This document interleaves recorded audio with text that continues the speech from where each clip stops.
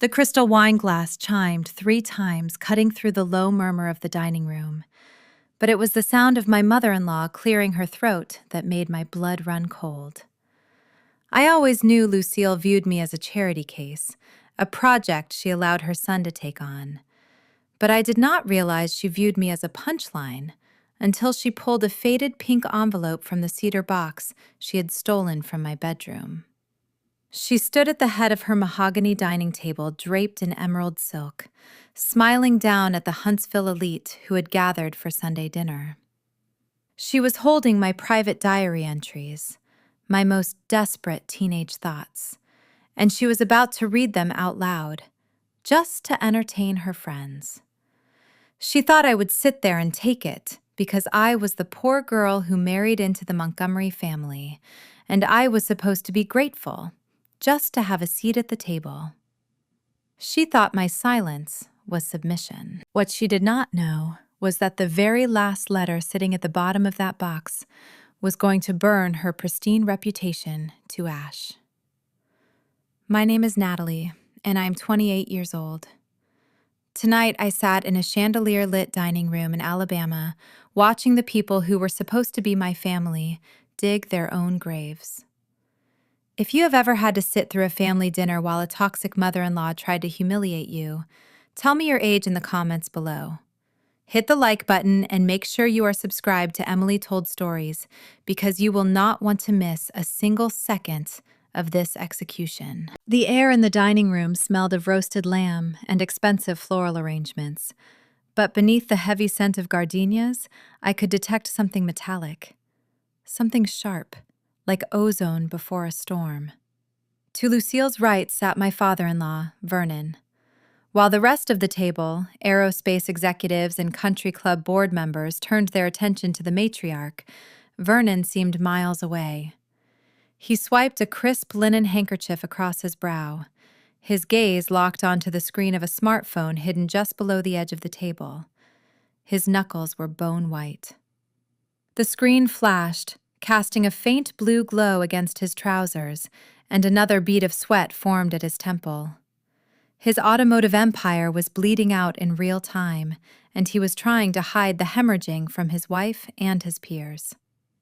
I noticed the tremor in his fingers before he shoved the phone into his pocket, trying to mask his panic with a tight smile. But my attention snapped back to the head of the table, placed directly in front of Lucille. Pushing aside the lavish centerpiece of white hydrangeas was my hand-carved cedar box. My chest tightened so fast I could barely draw breath. The wood was worn smooth at the corners, smelling faintly of pine and old paper.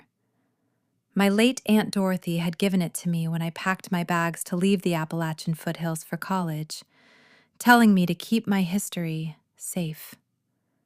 I kept it hidden on the top shelf of my bedroom closet, underneath thick winter sweaters. Lucille had insisted on freshening up our master suite that afternoon while I was managing a supply chain crisis at the logistics plant. I had thanked her for her help, thinking she was just being her usual overbearing self. I did not know she was hunting for ammunition. Family and friends. Lucille purred, her voice dripping with Southern charm. We often forget how blessed we are. We get so caught up in tailgate parties and aerospace galas, we lose sight of true humility. She placed a hand over her heart, a theatrical gesture that made nausea rise in my throat. Our dear Natalie comes from such modest beginnings. I thought it would be precious to share a little reminder of how far she has come. Before I could process the violation of my privacy, her manicured fingers reached into the cedar box and pulled out a letter. The paper crackled in the quiet room. It was a note I had written to my older cousin years ago, back when working 2 diner shifts barely covered my electric bill. Listen to this, Lucille said, adjusting her reading glasses on the bridge of her nose. I do not think the $20 is going to stretch until Friday. If I skip lunch on Wednesday, I can buy the generic peanut butter and maybe some bread. Do not tell Aunt Dorothy I am short again. I will make it work. A soft, stifled chuckle rippled across the table. Across from me, my sister-in-law Caroline hid a smirk behind her crystal wine glass, taking a slow sip, as if my teenage starvation was a vintage pairing for her meal. These were people who complained to the manager if their European SUV delivery was delayed by a week, finding entertainment in the survival arithmetic of my youth. The heat rushed to my ears, drowning out the ambient jazz playing from the corner speakers. Southern decorum, a rigid set of unspoken rules I had spent 3 years learning to navigate, paralyzed me in my seat. You do not cause a scene. You do not raise your voice. You smile through the discomfort and thank them for their hospitality. But this was not discomfort. It was a calculated ambush. I reached across the white tablecloth, my fingers extending toward the pink paper. "Lucille, please," I said, keeping my tone as even as possible. "That is private." She did not even look at me. With a swift, dismissive flick of her wrist, she swatted my hand away. The physical sting was brief, but the symbolic strike echoed through the room. "Oh, hush, Natalie," she chided, her tone light and patronizing. "It builds character. It shows everyone how resilient you are." She turned back to the stack of envelopes inside the box, humming softly as she sifted through my memories. I pulled my hand back, my fingertips resting against the cool edge of the heavy oak table. The aerospace logistics I managed every day required precision, anticipating structural failures before they happened. I had failed to anticipate this. I had believed marrying into the Montgomery family meant gaining a shield, not stepping onto a target range. The laughter of the guests felt like sandpaper against my skin. Every smile directed at me was laced with pity. Every glance, a reminder that I was an outsider. A rescue project. Lucille paraded around to show off her own charity. I turned my head, my eyes locking onto the man sitting beside me. Jason. My husband. The dining room buzzed with the quiet, expectant energy of predators waiting for the next piece of meat. I stared at his profile, waiting for the defense, the intervention, the sudden halt to this public execution. I waited for the man who promised to protect me, to stand up and pull the box from his mother's hands. The silence in the room stretched out thin and fragile as Lucille's fingers brushed against the next envelope at the bottom of the cedar box. I watched Jason's jaw clench, watching his eyes dart toward the table, watching him weigh the cost of defending his wife against the wrath of his mother. And in that heavy, suffocating pause, I realized the ambush had only just begun. My eyes locked onto Jason. I stared at him across the expanse of linen and crystal, pouring everything I had into that gaze. It was a silent, frantic plea. I needed him to be the man I married. I needed him to stand up, walk to the head of the table, and take that cedar box out of his mother's hands. We had talked about this. We had spent hours discussing how his family made me feel, how the constant, subtle digs chipped away at my sanity. Instead, Jason leaned back in his upholstered chair. He picked up his crystal tumbler, swirling the amber bourbon inside, and took a slow, deliberate sip. He did not look at me. He looked at his mother, his expression completely blank.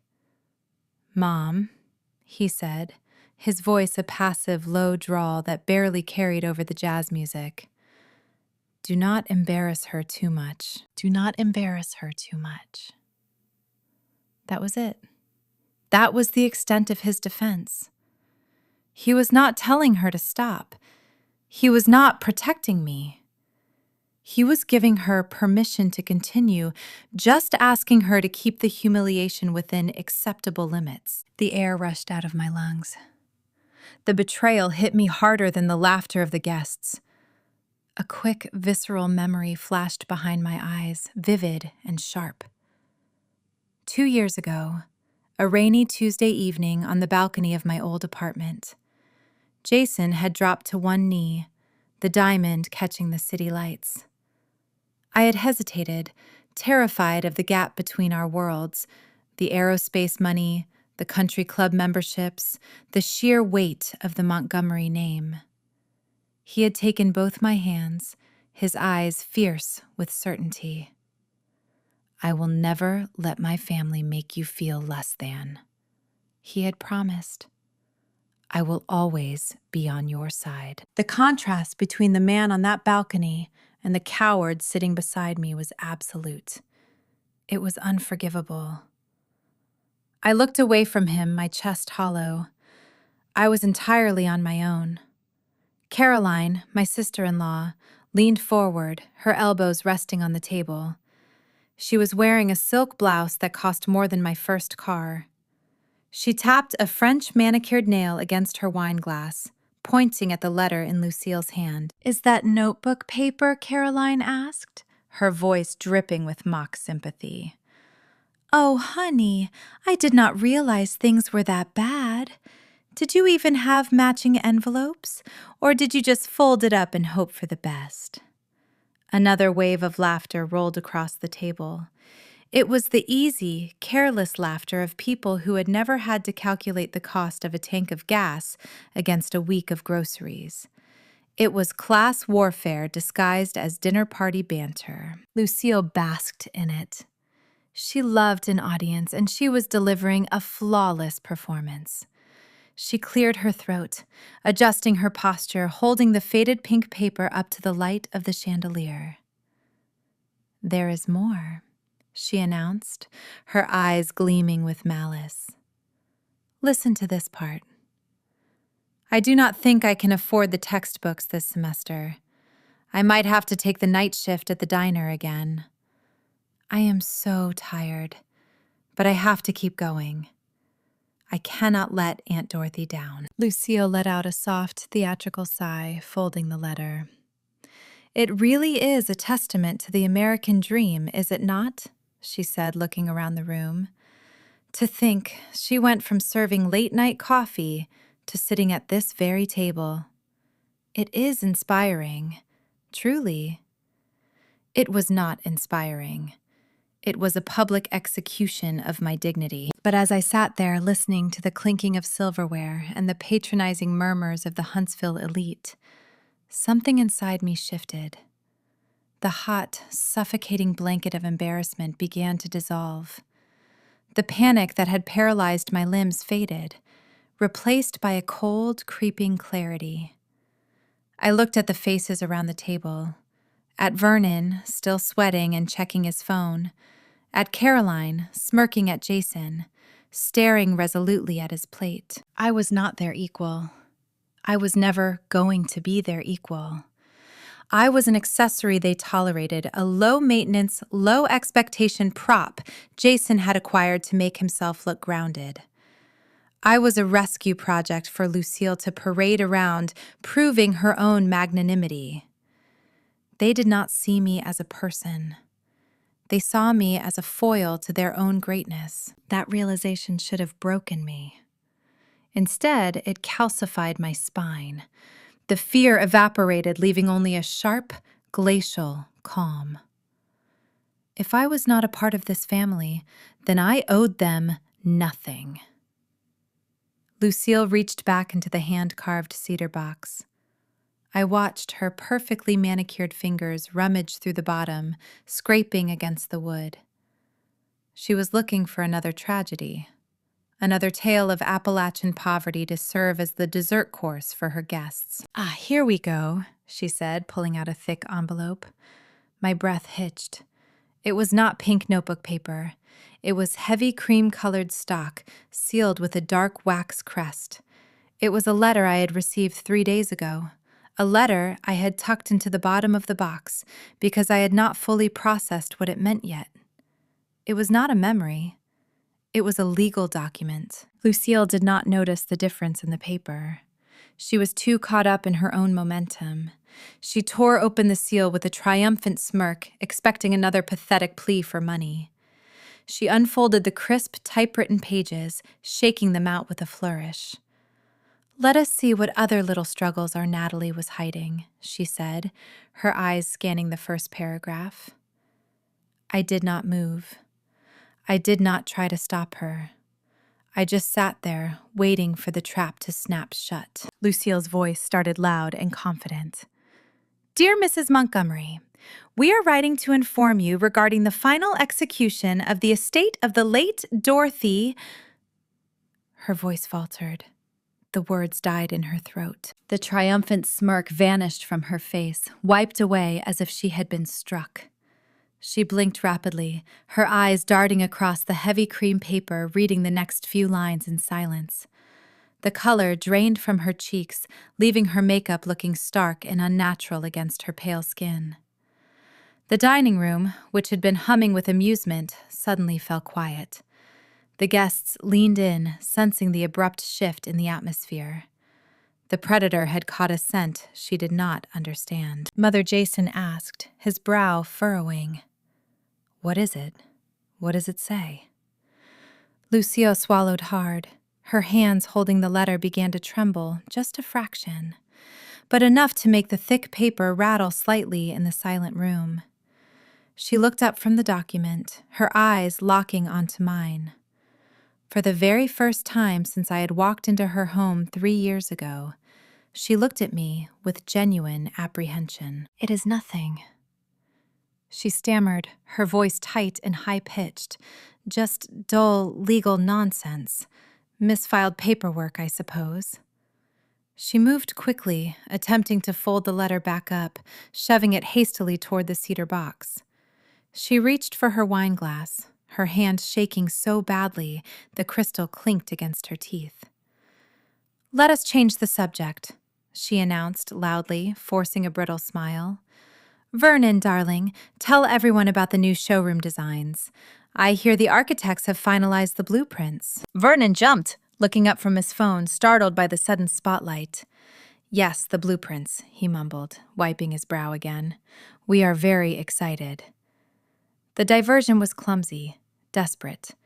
The guests exchanged confused glances, the tension in the room thickening like humidity before a storm. Lucille had opened a door she desperately wanted to close. But the old, submissive Natalie, the girl who would have lowered her head and accepted the dismissal, was gone. I was not going to let her close that door. The dining room fell into a heavy, suffocating stillness. The kind of quiet that follows a car crash before the glass finishes settling on the pavement. Lucille Montgomery, the undisputed queen of this social circle, was scrambling. Her diamond rings clicked frantically against the mahogany table as she tried to shove the heavy cream paper back into the hand-carved cedar box. She was attempting to bury a secret she had just unearthed, but the soil was too shallow. She cleared her throat, offering a brittle, high-pitched laugh to the bewildered guests. Just a boring mix-up in the mail, she insisted, waving her hand dismissively toward the kitchen. Now, who wants to hear about the upcoming charity gala at the Botanical Gardens? Nobody moved. The defense contractors and university boosters seated around us were polite, but they were not stupid. They smelled blood. They saw the color drain from their hostess' face, and their eyes remained fixed on the box. For 3 years, I had played the role assigned to me, the docile, grateful daughter-in-law, the Appalachian Rescue Project who kept her head down and her voice low. I had endured the backhanded compliments about my wardrobe. I had swallowed the insults about my public school education. I had let them treat me like a stray dog they had generously allowed to sleep on the porch. But the woman who would have accepted that dismissal died the moment Jason told his mother not to embarrass me too much. The adrenaline of utter betrayal flooded my veins. It was a cold, electric current that entirely severed the puppet strings this family had attached to my limbs. I placed my palms flat against the edge of the table and stood up. The legs of my heavy wooden chair scraped loudly against the hardwood floor. The sound echoed in the cavernous room, sharp and startling. Every head turned toward me. "Keep reading, Lucille," I said. My voice did not shake. It sliced through the thick Alabama humidity hanging in the room, clear and definite. I did not recognize the tone. It was the voice of a woman who had truly nothing left to lose. Beside me, Jason finally sprang into action. He did not rise to defend me against the violation of my privacy, but he moved with lightning speed to stop my rebellion. His hand clamped down over my wrist. His fingers dug into my skin, gripping bone. "Natalie, sit down," he hissed under his breath, his tone carrying a frantic warning. "You are making a scene." I looked down at his hand, the hand that wore the wedding band I had bought for him, the hand that belonged to a man who would rather watch me be humiliated than challenge his mother. I jerked my arm upward, breaking his hold with a sudden fierce force. Jason recoiled, hitting his elbow against his crystal tumbler. The remaining bourbon sloshed over the rim, staining the pristine white tablecloth. He stared at me, his mouth opening and closing like a suffocating fish. He had never seen me fight back. None of them had. I turned my gaze back to the head of the table. "You wanted transparency, Lucille," I commanded, keeping my posture rigid. "You wanted everyone to know exactly where I come from. Do not stop now. Read the letter." Lucille looked trapped. Her eyes darted toward her husband Vernon for rescue, but Vernon was paralyzed, clutching his phone, staring at me as if I had just grown a second head. She looked at the guests. The affluent socialites were leaning forward, their wine glasses forgotten, thoroughly captivated by the unfolding drama. In Southern high society, refusing a direct, polite challenge in front of an audience was a fatal admission of defeat. Lucille had opened this door to mock my poverty. She could not refuse to walk through it now without looking like a coward. Her jaw tightened so fiercely I thought her teeth might crack. She reached back into the box, her hands shaking visibly now. She extracted the heavy cream envelope again. She unfolded the crisp pages, smoothing them flat against the wood. "Read it," I repeated softly. "Every single word." She swallowed hard, taking a shuddering breath. Her voice, previously dripping with theatrical mockery, was now hollow and unsteady. "Dear Mrs. Montgomery," she began reading the formal, typewritten text. "I represent the law office of Mitchell Reed regarding the final execution of the estate of your late aunt, Dorothy Hayes." Caroline, my sister-in-law, let out a quiet scoff from across the table. Her lips curled into a disdainful sneer. "What did old Aunt Dorothy leave you? A collection of rusty pickup trucks or a herd of goats?" "Read it, Lucille," I ordered, ignoring Caroline entirely. Lucille shot a venomous glare at her daughter, silencing her instantly. She looked back at the paper, her voice dropping an octave.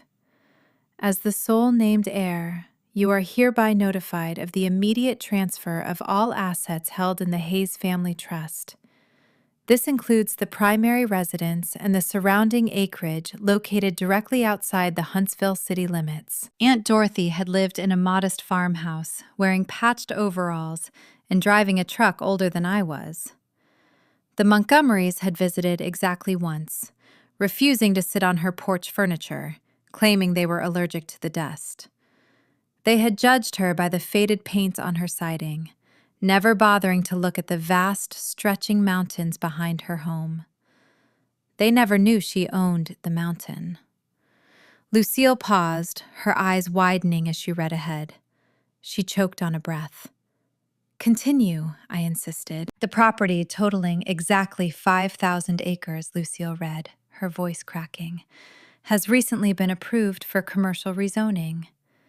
Due to the expansion of the aerospace manufacturing corridor, the municipal government has reclassified the entire tract for industrial development." The dining room fell into a deathly stillness.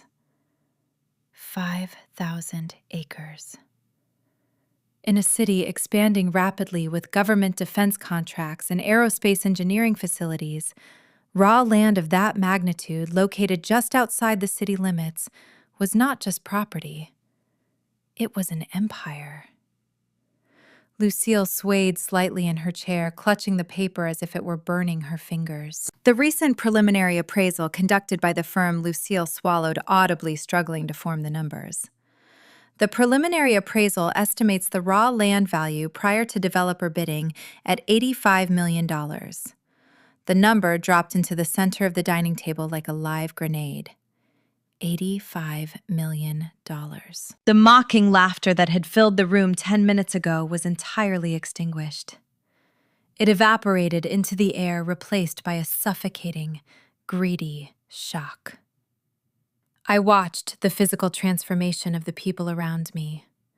Caroline dropped her fork, the silver clattering loudly against her china plate, her mouth hanging open in undisguised astonishment. Vernon slowly lowered his smartphone, his personal financial ruin suddenly eclipsed by the staggering, astronomical wealth sitting at his own dinner table. Jason looked at me.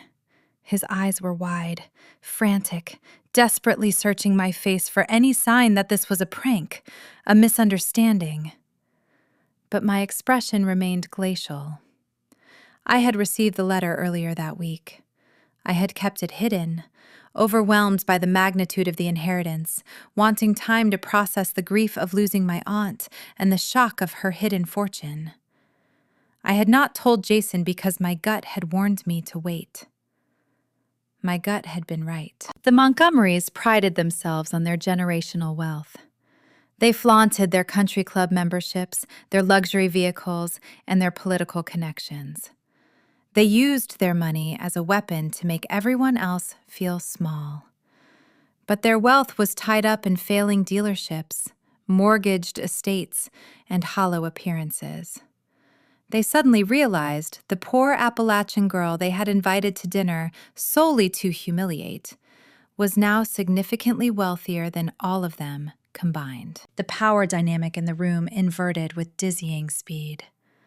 The predators who had circled me, ready to tear my dignity to shreds, suddenly realized they were standing in the cage with a lion. The air grew thick with a new, terrifying energy. It was not embarrassment anymore. It was desperation. I could see the gears turning in Vernon's mind, assessing how my new assets could plug the gaping holes in his sinking business. I could see Caroline calculating how my money could elevate her social standing. Lucille slowly lowered the letter. The condescending matriarch was gone, replaced by a woman staring at a lottery ticket she did not own. "Natalie," she whispered, her tone entirely transformed, dripping with a sudden, sickening reverence. My goodness. I did not smile. I did not offer comfort. I simply stared back at them, watching the greed infect their eyes. They had spent 3 years trying to make me disappear. Now they were going to do everything in their power to consume me. And as Vernon pushed his chair back, offering a predatory grin, I knew the real war was just about to begin. The suffocating silence that gripped the dining room did not last. Toxic families possess a grotesque psychological agility, a terrifying ability to rewrite reality the moment it no longer serves them. I watched this metamorphosis happen in real time. Lucille recovered faster than a seasoned politician caught in a scandal. The sheer panic that had warped her features just moments ago melted away, replaced by a mask of radiant, overwhelming warmth. She reached across the mahogany table and placed her hand over mine. The exact same hand that had swatted me away like a nuisance mere minutes prior now rested gently against my skin, patting my knuckles with cloying affection. "Natalie, sweetheart," Lucille cooed, her voice vibrating with a theatrical, emotional tremor. "Why on earth did you keep this a secret from us? We are your family. This is an absolute blessing for our family. Our family." The pronoun hung in the air, dripping with entitlement. 5 minutes ago, my Appalachian roots were a hilarious punchline, a dirty secret exposed for the entertainment of her country club friends. Now, my bloodline was a miracle. My inheritance was suddenly a collective asset, a Montgomery triumph. I stared at her hand resting on mine, feeling a profound wave of nausea wash over me. The shift was so seamless, so practiced, that it bordered on psychopathy. Before I could pull my hand away, Caroline stood up from her chair. My sister-in-law, a woman who had built her entire identity around excluding people who lacked the proper pedigree, suddenly moved with the eager subservience of a waitress angling for a tip. She walked over to the antique sideboard, picked up a bottle of vintage reserve Cabernet, and brought it directly to my side of the table. "Here," Caroline said, offering a bright, glossy smile that did not reach her eyes. "You need a fresh glass to celebrate.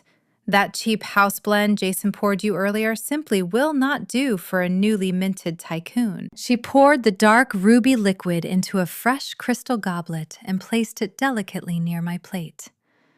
The same woman who had just mocked my notebook paper and laughed at my teenage poverty was now treating me like visiting royalty. The whiplash was staggering. I looked at the dark wine shimmering in the glass and felt my stomach twist into hard knots. They did not see me as a human being. I was not a wife, a daughter-in-law, or a person who had endured a decade of their subtle cruelties. I was a bailout. I was a winning lottery ticket they fully intended to cash. Vernon cleared his throat loudly, signaling his entry into the arena. He pushed his heavy chair back and leaned his elbows on the table, adjusting his posture to mirror mine. Vernon had built a regional empire of automotive dealerships, selling luxury imports to the Alabama elite. He operated on intimidation and backroom handshakes, but looking at him now, the illusion of the commanding patriarch had completely evaporated. I could see the frantic geometry of survival calculating behind his eyes. "Now, Natalie," Vernon began, his voice adopting a low, confidential timbre meant to sound like a partnership. "This is a monumental development. Managing raw land of that magnitude, especially rezoned commercial acreage, requires sophisticated maneuvering. You need experienced people in your corner to protect you from vultures." He offered a warm, paternal chuckle, shaking his head as if the outside world was full of threats only he could deflect. "It just so happens," Vernon continued, leaning closer, "that we might be in a unique position to help each other. The automotive industry has been facing some temporary liquidity crunches. Nothing serious, just a brief cash flow hiccup due to delayed international shipments. The banks are playing hardball with my expansion plans. But with a hard asset like your 5,000 acres backing us, we could secure a very lucrative bridge loan." The audacity of the pitch took my breath away. He was not asking for a small favor. He was asking me to pledge an $85 million unencumbered asset as collateral to rescue his failing business. He framed it as an opportunity, a strategic alliance between equals. He thought I was naive enough to hand over the keys to my aunt's legacy just because he finally used a respectful tone of voice. "We can set up a holding company tomorrow morning," Vernon pressed on, tapping his index finger on the table to emphasize his urgency. "We transfer the deed into the corporate structure. Jason signs on as the managing director to handle the heavy lifting, and we leverage the equity. It is a win for everyone. We keep the wealth inside the family vault." I looked around the table. The wealthy guests who had come for a pleasant Sunday roast were staring at their plates, caught in the crossfire of a blatant financial shakedown. Lucille beamed at me, her eyes silently demanding compliance. Caroline held her breath, waiting for the windfall that would fund her next season of tailgates and designer wardrobes. Jason, my husband, sat perfectly still, watching me with an expectant, hungry gaze. They were parasites, waiting for the host to expose a vein. I picked up my linen napkin and dabbed the corners of my mouth, deliberately taking my time. I let the silence stretch, forcing Vernon to sweat, forcing Lucille's plastic smile to strain at the edges. I looked directly into my father-in-law's eyes, ensuring my gaze was empty of any warmth or submission. "That sounds like a very creative solution, Vernon," I said, my voice cool and measured, carrying effortlessly across the quiet room. Vernon exhaled a heavy breath of relief, his shoulders dropping. "Excellent," he beamed. "I will have my attorneys draft the preliminary paperwork tonight. However," I continued, cutting him off before he could build any momentum, "I am afraid that will not be possible." The word hung in the air. Vernon stopped smiling. Lucille's hand twitched on the table. "What do you mean, not possible?" Jason interjected, his voice sharp, breaking his long, cowardly silence. I turned to look at the man who had promised to protect me. I shifted my posture, resting my hands in my lap. "My Aunt Dorothy was a very pragmatic woman," I explained, maintaining a polite, conversational tone. "She knew what happens to money when it is left unprotected. The entire estate, the land, the house, the mineral rights, is locked inside a highly restrictive, secure trust." I let my eyes sweep across the faces of my in-laws, locking onto their mounting horror. "The parameters of the trust are non-negotiable," I continued calmly. "The assets cannot be used as collateral. They cannot be leveraged for external corporate loans, and they certainly cannot be transferred into a joint holding company to cover automotive debts. The land belongs to the trust, and I am merely the executor. My hands are legally tied." It was a brilliant lie constructed on the spot. Mitchell Reed had warned me that newfound wealth attracts desperate people, and I had just tested his theory. The atmosphere in the dining room snapped. The cloying affection, the fake smiles, the eager subservience it all evaporated in a fraction of a second. The temperature plummeted, replacing the brief illusion of familial warmth with something dark, thick, and incredibly dangerous. Vernon's face flushed a deep, mottled crimson. The paternal businessman act dissolved, revealing the ruthless, cornered animal underneath. He gripped the edge of the table, his knuckles turning white. Lucille pulled her hand back from my side of the table, as if she had been burned, her lips pressing into a thin, furious line. Caroline glared at me, the wine she had poured sitting untouched between us. They realized I was not going to play the obedient savior. I was not going to open the vault. "Well," Vernon growled, his voice dropping to a menacing, gravelly pitch, "we will just have our own legal team look into that trust. There are always loopholes, Natalie. Always." It was a direct threat.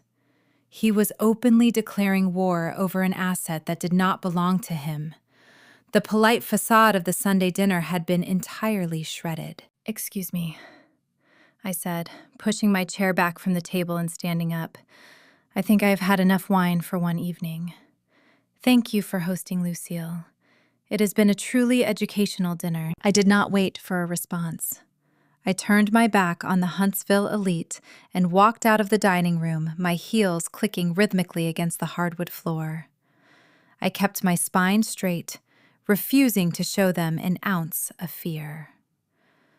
But as I crossed the threshold into the hallway, I heard the scrape of a chair being violently pushed back. Heavy, hurried footsteps thudded behind me. I pushed through the swinging doors into the expansive catering kitchen, hoping for a moment of quiet to collect my thoughts. But before the doors could swing shut, a hand caught the wood, stopping it dead. Jason stepped into the kitchen. His face was flushed dark red, his eyes wide with a frantic, seething anger I had never seen before. He kicked the door shut behind him, sealing us in. The low hum of the industrial refrigerator was the only sound in the room. He took a step toward me, his chest heaving, his hands balled into tight fists at his sides. The passive, quiet husband from the dinner table was gone, replaced by a desperate, enraged stranger. Jason backed me against the cool edge of the granite island. The polished stone bit into my lower spine, but I did not step away. I held my ground, watching the man I married unravel under the harsh fluorescent lights of the catering kitchen. He was not standing tall like a commanding patriarch. He was pacing a cornered, frantic animal. A sheen of perspiration coated his forehead, and his breathing came in shallow, ragged gasps. The knot of his silk tie was pulled loose, hanging askew against his collar.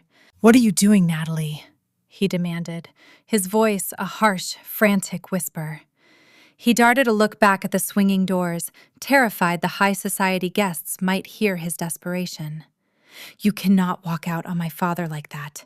You humiliated him in front of half the country club board." I stared at the frantic pacing man, trying to reconcile this chaotic figure with the polished executive I thought I knew. "I humiliated him," I asked, keeping my tone dangerously level. "Your mother just spent the last 20 minutes treating my childhood poverty like a stand-up comedy routine. She read my private diary to a table of millionaires while you drank bourbon and watched." Jason waved his hands, dismissing the trauma as if batting away a pesky insect. "That was just Mom being Mom," he hissed, stepping closer until I could smell the sharp tang of liquor on his breath. "She was making a harmless joke. You are being overly sensitive. You always do this. You take innocent comments and twist them to play the victim. But what you just did to my father, that was a deliberate public betrayal." The sheer velocity of the manipulation was breathtaking. My heart pounded against my ribs, but my mind remained astonishingly clear. For years, I had swallowed this exact brand of psychological warfare. I would question my own memory, wondering if I truly was too sensitive, apologizing for my own hurt feelings just to restore the peace. I had twisted myself into knots, trying to accommodate their endless demands for compliance. "Not tonight," a joke I countered, my voice dropping to a glacial register. A harmless joke. Jason, she broke into my bedroom, stole a locked cedar box, and mocked a time when I could not afford to eat. There is no universe where that qualifies as humor. And there is no universe where I hand over an $85 million estate to cover your family's bad business decisions. The panic in Jason's eyes curdled into something incredibly ugly. The charming Southern gentleman facade dropped away, revealing the entitled, hollow core underneath. He planted his hands on the granite countertop, trapping me in the narrow space between his arms. The physical intimidation was a new tactic, a desperate maneuver from a man losing his grip on his prize. "You listen to me," he snarled, shedding any pretense of marital partnership. "You do not get to come into this family, reap the benefits of our social standing, and then hoard assets when the business needs a temporary infusion. You are my wife. We are married. That means your financial future is my financial future. I have a say in how this inheritance is managed." The words struck like a physical blow, but not in the way he intended. They did not inspire compliance. They illuminated the truth like a flare launched into a dark sky. I searched his flushed face, looking for a trace of the man who had proposed to me in the rain. He was not there. Perhaps he never existed. Our marriage was never a union of two people building a life. It was a calculated transaction. He had selected a woman he believed was too broke to have options and too grateful to have boundaries. He viewed me as an investment, and now he was demanding his dividend. Before I could formulate a response, the kitchen doors swung open. Lucille stepped into the fluorescent glare. The vicious matriarch from the dining room had vanished. In her place stood a fragile, weeping woman holding a lace handkerchief to her eyes. The performance was Oscar-worthy, executed with the precision of a seasoned stage actor. "Jason," she whimpered, letting a single tear track through her expensive foundation. Is she going to help us? Your father is sitting in the study having heart palpitations. I do not know how much more stress his chest can take. She glided across the tile floor, placing a trembling hand on her son's shoulder. They stood side by side, a united front of manipulation designed to corner and crush the rebellious outsider. The psychological pressure was suffocating. "Natalie, darling," Lucille pleaded, her voice trembling with manufactured grief. "The dealership is not just a business. It is a Montgomery legacy. It is the roof over our heads, the food on our tables. We took you in when you had nothing. We embraced you as our own flesh and blood. How can you turn your back on us in our darkest hour?" I looked at the two of them, the weeping mother and the threatening husband. The trap was masterfully constructed. If I fought back, I was the cruel, ungrateful villain destroying a proud family legacy. If I surrendered, I was the obedient sacrifice funding their sinking ship. They were banking on my ingrained desire to please, to fix things, to keep the peace at my own expense. Mitchell Reed, my attorney, had warned me about this exact dynamic. He told me that when toxic people lose control of their victim, they will use every weapon in their arsenal to force submission. The only way to survive a cornered predator is to make them think they have won. I let my shoulders slump deliberately, releasing the tension in my spine. I looked down at the floor, playing the part of the exhausted, defeated wife. "I do not know what to do," I whispered, injecting a convincing tremor into my voice. "This is all happening so fast. The letter just arrived. I am overwhelmed." Jason exhaled a ragged breath of relief, stepping back from the counter. The oppressive physical intimidation vanished instantly, replaced by a patronizing faux comfort. He reached out to stroke my hair, adopting a sickeningly gentle tone. "I know, baby," he murmured. "I know it is a lot, but you are not alone. We are going to figure this out together as a team." Lucille dabbed her dry eyes, nodding encouragingly. "Just promise us you will not make any rash decisions with outside lawyers, sweetheart. Let the family attorneys look at the trust documents. We will find a safe way to secure the bridge loan without jeopardizing your aunt's legacy." I looked up at them, forcing my eyes to appear wide and compliant. "I will think about it," I said softly. "Let me just process everything tonight. I will think about it." The lie tasted like ash in my mouth, but it achieved the desired effect. The predators relaxed, believing the prey had exhausted itself. Jason offered to drive me home, but I declined, claiming I needed the quiet space of my own car to clear my head. They let me go, confident that my temporary rebellion had been thoroughly squashed. The drive back to our upscale suburban neighborhood was cloaked in thick silence. The Alabama night rushed past my windows, dark and humid, pressing against the glass.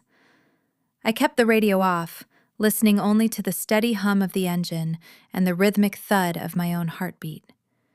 My mind was racing, cataloging every word, every gesture, every frantic look that had passed between my husband and his parents. Normal business struggles do not provoke that level of primal terror. A standard cash flow hiccup does not turn a passive husband into a physical threat, or a proud matriarch into a weeping beggar. They were not just facing a tough fiscal quarter. They were drowning.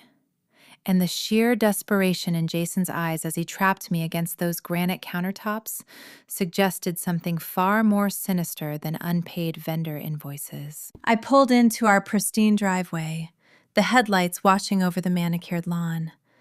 I turned off the ignition, gripping the steering wheel until my knuckles ached. Jason thought he had bought himself time to manipulate my inheritance, but his performance in the kitchen had given me the one piece of information I needed.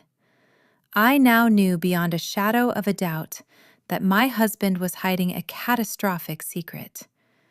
and I was going to rip his home office apart to find it. The drive back to our upscale suburban neighborhood was cloaked in thick, heavy silence.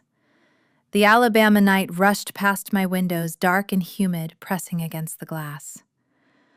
We arrived at the sprawling brick house, a property Jason insisted we buy to maintain the proper Southern high society image, despite the crippling mortgage payments.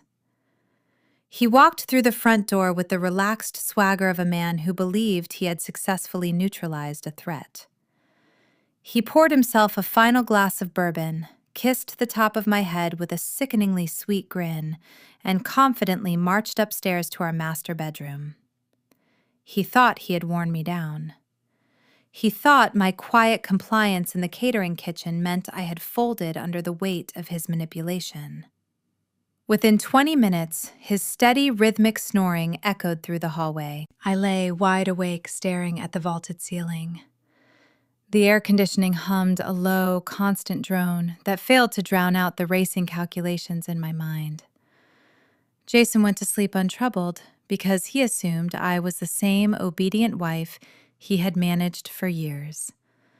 But my gut instinct, honed by years of mapping complex supply chain logistics and anticipating structural failures in the aerospace industry, was screaming a blaring warning.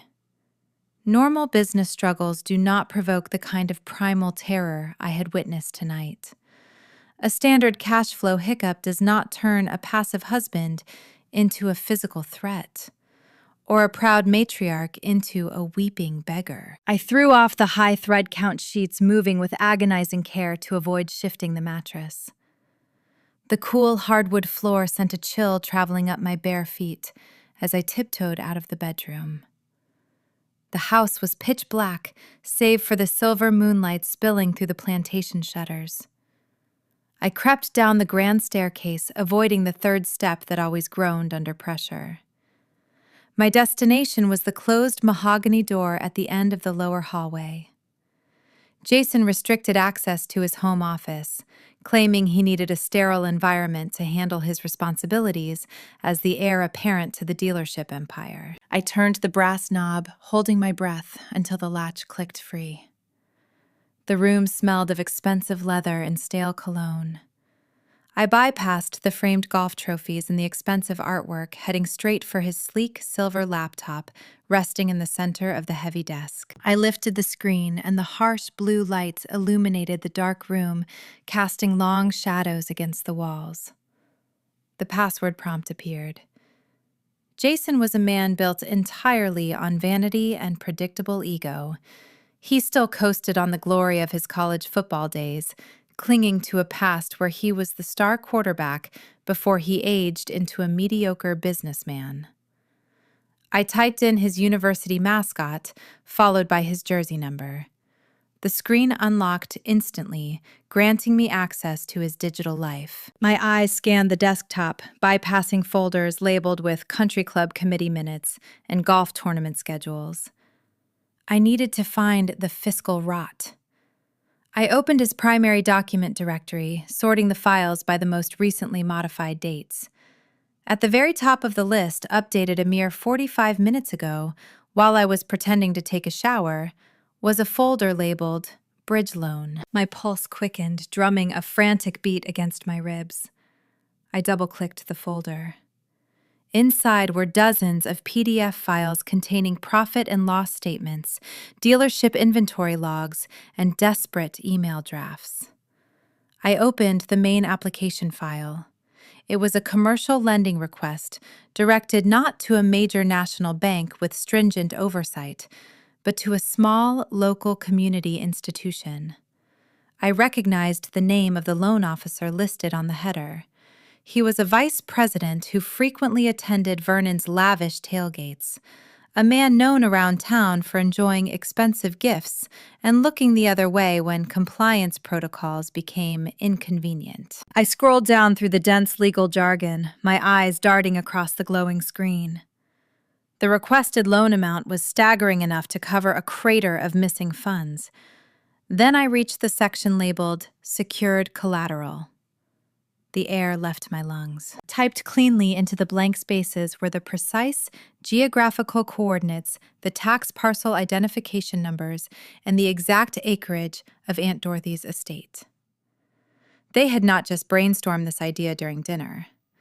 The moment Jason returned home tonight, he had rushed into this office, pulled the county property records online, and plugged my inheritance into his fraudulent application. He was preparing to submit it the moment the bank opened on Monday morning. But the true horror, the detail that turned my blood to ice, waited on the final page of the document. I scrolled to the signature line. There, printed in digital ink, was my name. Beside it was a perfectly replicated copy of my signature. It was flawless, capturing the exact slant of my cursive and the distinctive loop of my first initial. A cold wave of realization washed over me. 2 weeks ago, Jason had handed me a stack of mundane tax disclosure forms, rushing me to sign the bottom line while I was running late for a logistics meeting. He had harvested my signature, isolated it, and pasted it directly onto a fraudulent commercial loan application. They had never intended to ask for my permission. The weeping performance in the kitchen, the gaslighting, the demands for familial loyalty. It was all a smokescreen. They were trying to keep me distracted and docile while they quietly stole the estate out from under me. I stared at the forged ink, feeling a profound sense of danger settle into my bones. Then I noticed the stamp positioned just below my fake signature. It was an official state notary seal, verifying that my identity had been confirmed and that I had signed the document willingly. The name engraved on the digital notary stamp belonged to Caroline. My sister-in-law had failed at 3 different boutique businesses, sinking hundreds of thousands of her father's dollars into doomed ventures. Her only remaining credential was a fabricated client relations job at the dealership and her state-issued notary license. She had used that license to validate a forgery, effectively binding me to a multi-million-dollar debt. The conspiracy was complete. This was no longer a matter of emotional abuse or toxic family dynamics. This was bank fraud. It was a coordinated, premeditated federal felony perpetrated by the people who had sworn to be my family. I reached into my robe pocket, pulled out my phone, and began snapping high-resolution photographs of every single page on the screen. I documented the loan terms, the forged signature, the notary stamp, and the email drafts proving Jason's intent to submit the file. My hands trembled slightly, blurring the first photo, so I forced myself to take a deep, steadying breath and captured it again. I needed pristine, undeniable evidence. Just as I photographed the final page, a sound shattered the quiet focus of the room. It was the distinct, heavy groan of a floorboard creaking in the hallway directly above my head. My heart hammered a violent rhythm in my throat. The sound of heavy, groggy footsteps shuffled across the ceiling, moving from the master bedroom toward the staircase. Jason had woken up. Adrenaline flooded my system. I closed the PDF files, clearing the recent documents history with rapid, precise clicks. I shut the laptop screen, plunging the office back into suffocating darkness. I shoved my phone deep into my pocket and moved silently across the room, navigating purely by memory to avoid bumping into the leather chairs. I cracked the office door open just a fraction. The staircase was hidden in shadow, but I could hear the slow, deliberate thud of bare feet descending the carpeted steps. I slipped out of the office, pulling the door shut until the latch caught with a soft, inaudible click. I pressed my back against the cool hallway wall, sliding toward the kitchen as the shadow of my husband rounded the bottom of the stairs. He paused in the foyer, rubbing his face, pausing to look toward his closed office door. I held my breath, praying the darkness would conceal the hem of my robe. Jason grunted, scratching his neck, then turned and walked into the kitchen to grab a glass of water. The moment his back was turned, I bolted up the staircase, taking the steps 2 at a time, placing my weight on the very edges of the wood to avoid any noise. I darted into the master bedroom, shedding my robe and sliding under the heavy duvet. I slowed my breathing, forcing my chest to rise and fall in a deep, rhythmic cadence of sleep. A minute later, the bedroom door pushed open. The mattress dipped as Jason climbed back into bed, groaning softly as he settled against the pillows. He rolled over, draping a heavy arm across my waist, pulling me against his chest. I lay perfectly still, trapped in the dark, listening to the steady heartbeat of a felon. He thought he was holding his obedient, naive wife. He had no idea he was holding the woman who was going to burn his entire life to the ground. The sun would rise in a few hours, and the moment it did, I needed an attorney capable of orchestrating a masterpiece of retaliation. The alarm clock buzzed at 6 a.m, slicing through the heavy silence of the bedroom. I reached out blindly, hitting the snooze button with a practiced swiftness. Beside me, Jason groaned, burying his face deeper into his feather pillow. He reached an arm across the mattress, pulling me closer, murmuring something incoherent about scheduling a golf tee time. I lay perfectly still, letting him hold me, feeling the weight of his arm like a chain across my chest.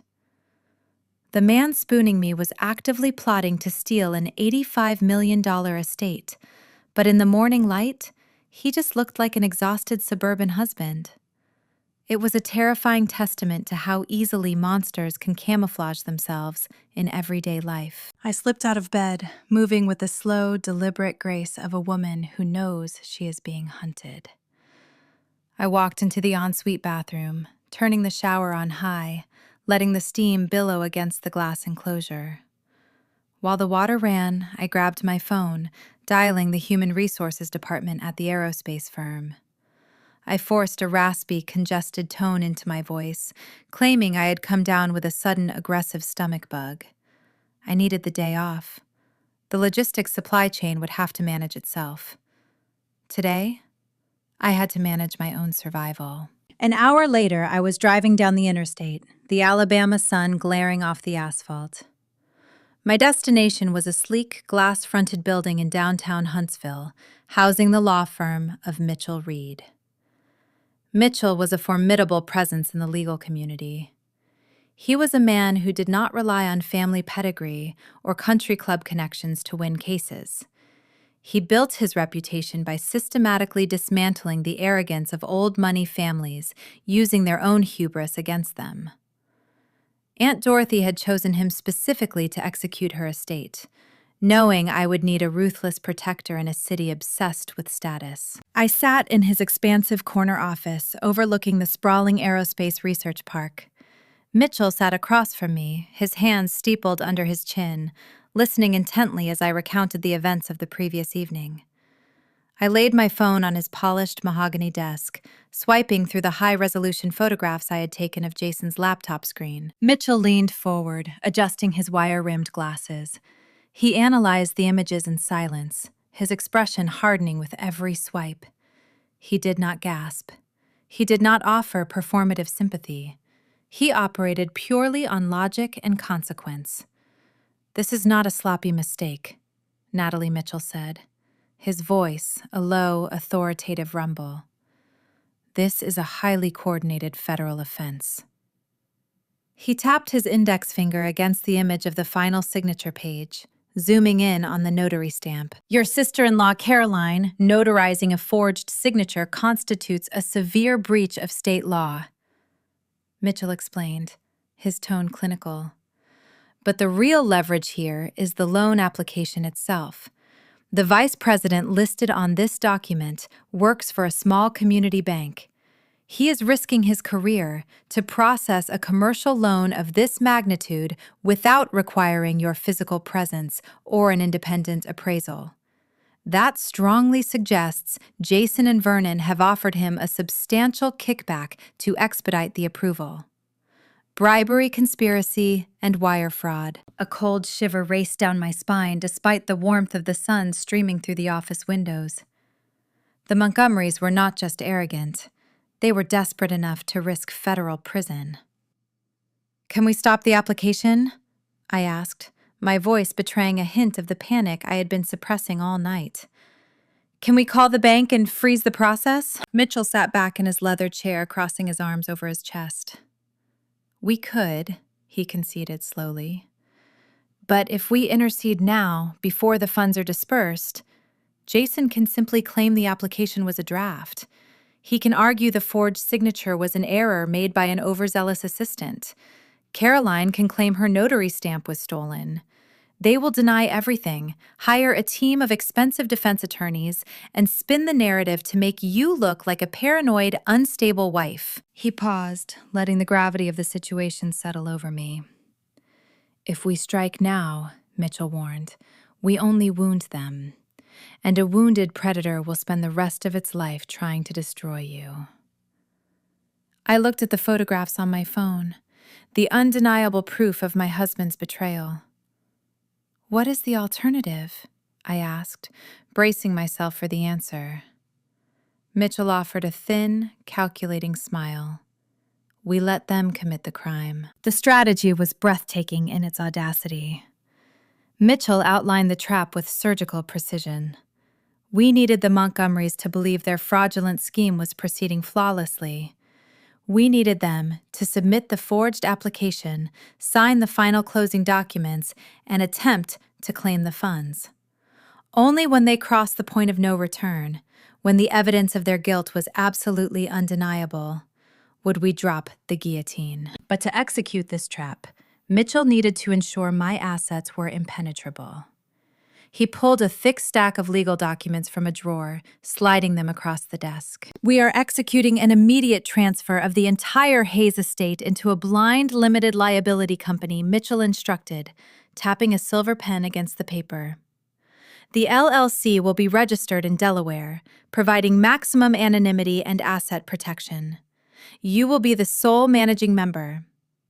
Even if Jason successfully fools the community bank, the underlying collateral will essentially vanish from public record. The bank will be attempting to place a lien on a ghost." I picked up the pen, the metal cool against my skin. I signed my name over and over, binding the 5,000 acres, the farmhouse, and the mountain into an impenetrable legal fortress. With every stroke of the pen, I felt a profound sense of empowerment, replacing the suffocating fear that had gripped me since the dinner party.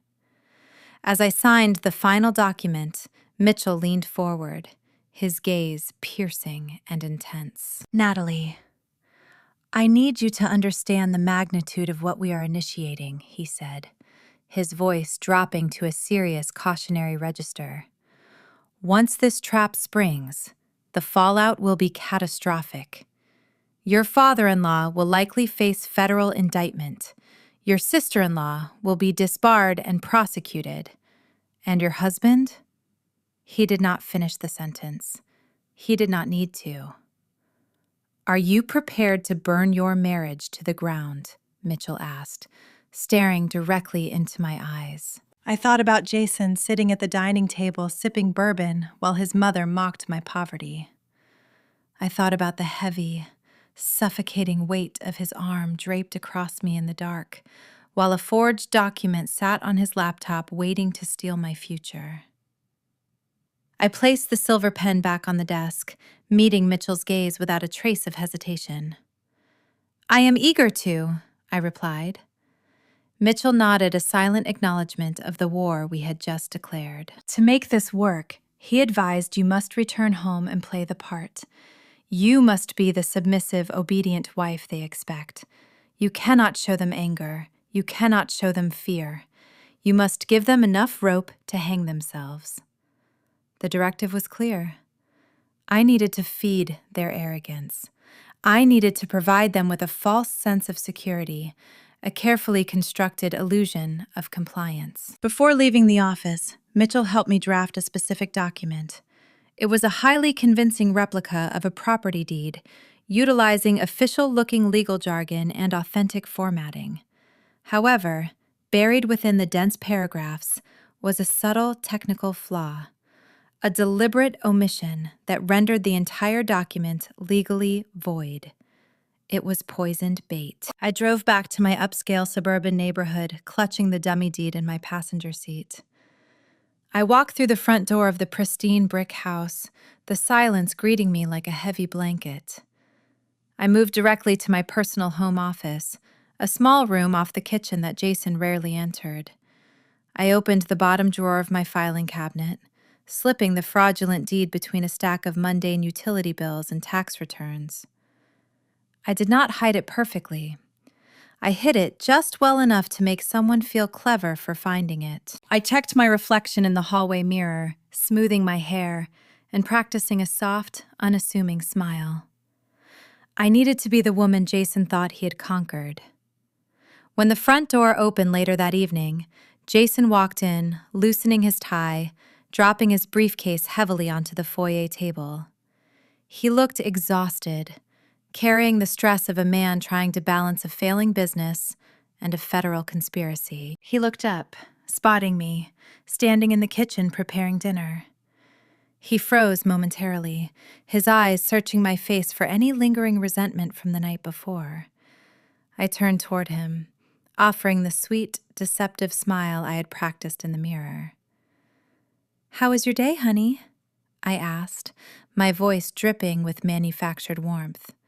"Dinner is almost ready." Jason exhaled a ragged breath of relief, the tension visibly draining from his shoulders. He walked across the kitchen, wrapping his arms around me, kissing the top of my head, just as he had done the night before. "It was a good day," he murmured, holding me tight. "Everything is going to be just fine." I rested my cheek against his chest, listening to his steady heartbeat, feeling the cold calculation pulsing in my own veins. He was right about one thing. Everything was going to be fine. Just not for him. I sat in a secluded booth at a local artisanal coffee shop just 3 miles from the aerospace logistics plant where I was supposed to be running a morning briefing on supply chain bottlenecks. The air smelled of roasted espresso beans and baked vanilla, a comforting contrast to the cold calculation humming inside my mind. I had my laptop open, analyzing shipping manifests and vendor contracts, but my attention kept drifting to the dark screen of my phone resting beside my coffee cup. I was waiting for the trap to spring. It vibrated violently against the wooden table. A notification flashed from the smart home security system Jason had insisted we install to protect his vintage golf club collection. Motion detected in the home office. My pulse accelerated, drumming a rapid, fierce rhythm against my ribs. I tapped the alert, opening the live, high-definition video feed on my screen. Through the wide-angle lens, I watched the heavy mahogany door of my private study swing open. A figure stepped into the room. It was not my husband, returning home early for a forgotten file. It was Caroline. My sister-in-law had never possessed a key to our home. Jason must have given her his spare alarm code, facilitating her intrusion. Caroline was a woman who navigated Huntsville society using her family pedigree as a bludgeon. She had failed at 3 different boutique businesses, sinking hundreds of thousands of her father's dollars into doomed retail ventures. Her only remaining credential was a fabricated client relations job at the failing dealership and her state-issued notary license. The very license she had used to validate a forgery, binding me to a multi-million-dollar debt. Now she was doing the dirty work for her father and my husband. I watched on the glowing screen as Caroline moved quickly, bypassing the bookshelves and heading straight for the metal filing cabinet tucked into the corner of the room. She was wearing a designer silk blouse and a pair of oversized sunglasses perched on top of her perfectly styled blonde hair. She looked less like a burglar and more like a disgruntled country club patron searching for a lost dinner reservation. She yanked the bottom drawer open, the metal track squeaking loudly in the empty house. She was hunting for the original deed to Aunt Dorothy's estate, the final piece of documentation they needed to legitimize their fraudulent commercial loan. She ripped open a folder labeled Utility Bills, tossing it aside with a frustrated huff. Her desperation was palpable, radiating through the digital feed. I closed my laptop, shoved it into my leather tote bag, and sprinted to my car. The drive back to our upscale neighborhood was a blur of adrenaline and calculated restraint. I gripped the steering wheel, navigating the Alabama interstate, mapping out exactly how this confrontation needed to unfold. Attorney Mitchell Reed had told me to feed their arrogance. I needed to let Caroline believe she was the smartest person in the room, while secretly leading her directly into the snare. I parked 2 blocks away, walking the remaining distance, to avoid announcing my arrival with the sound of a closing car door. I slipped my key into the front entrance, turning the lock with agonizing slowness. The heavy oak door glided open without a sound. I stepped into the foyer, the cool air conditioning providing a stark contrast to the stifling Alabama heat outside. I walked down the carpeted hallway, my footsteps entirely muted. I reached the open doorway of my study and leaned against the wooden doorframe, folding my arms across my chest. Caroline was on her knees, digging furiously through a stack of old tax returns and bank statements. She muttered a frustrated string of curses, tossing discarded papers onto the expensive rug. "Are you finding everything you need, Caroline?" I asked. She gasped, spinning around so violently she knocked a stack of heavy files onto the floor. Her oversized sunglasses slipped down her nose, revealing eyes wide with pure, unadulterated panic. She scrambled to her feet, smoothing her expensive silk blouse, trying desperately to regain her composure. For a fleeting second, she looked exactly like a cornered animal caught digging through the neighborhood trash. But the Montgomerys were pathologically incapable of experiencing shame. The panic vanished, replaced instantly by a defensive, sneering entitlement.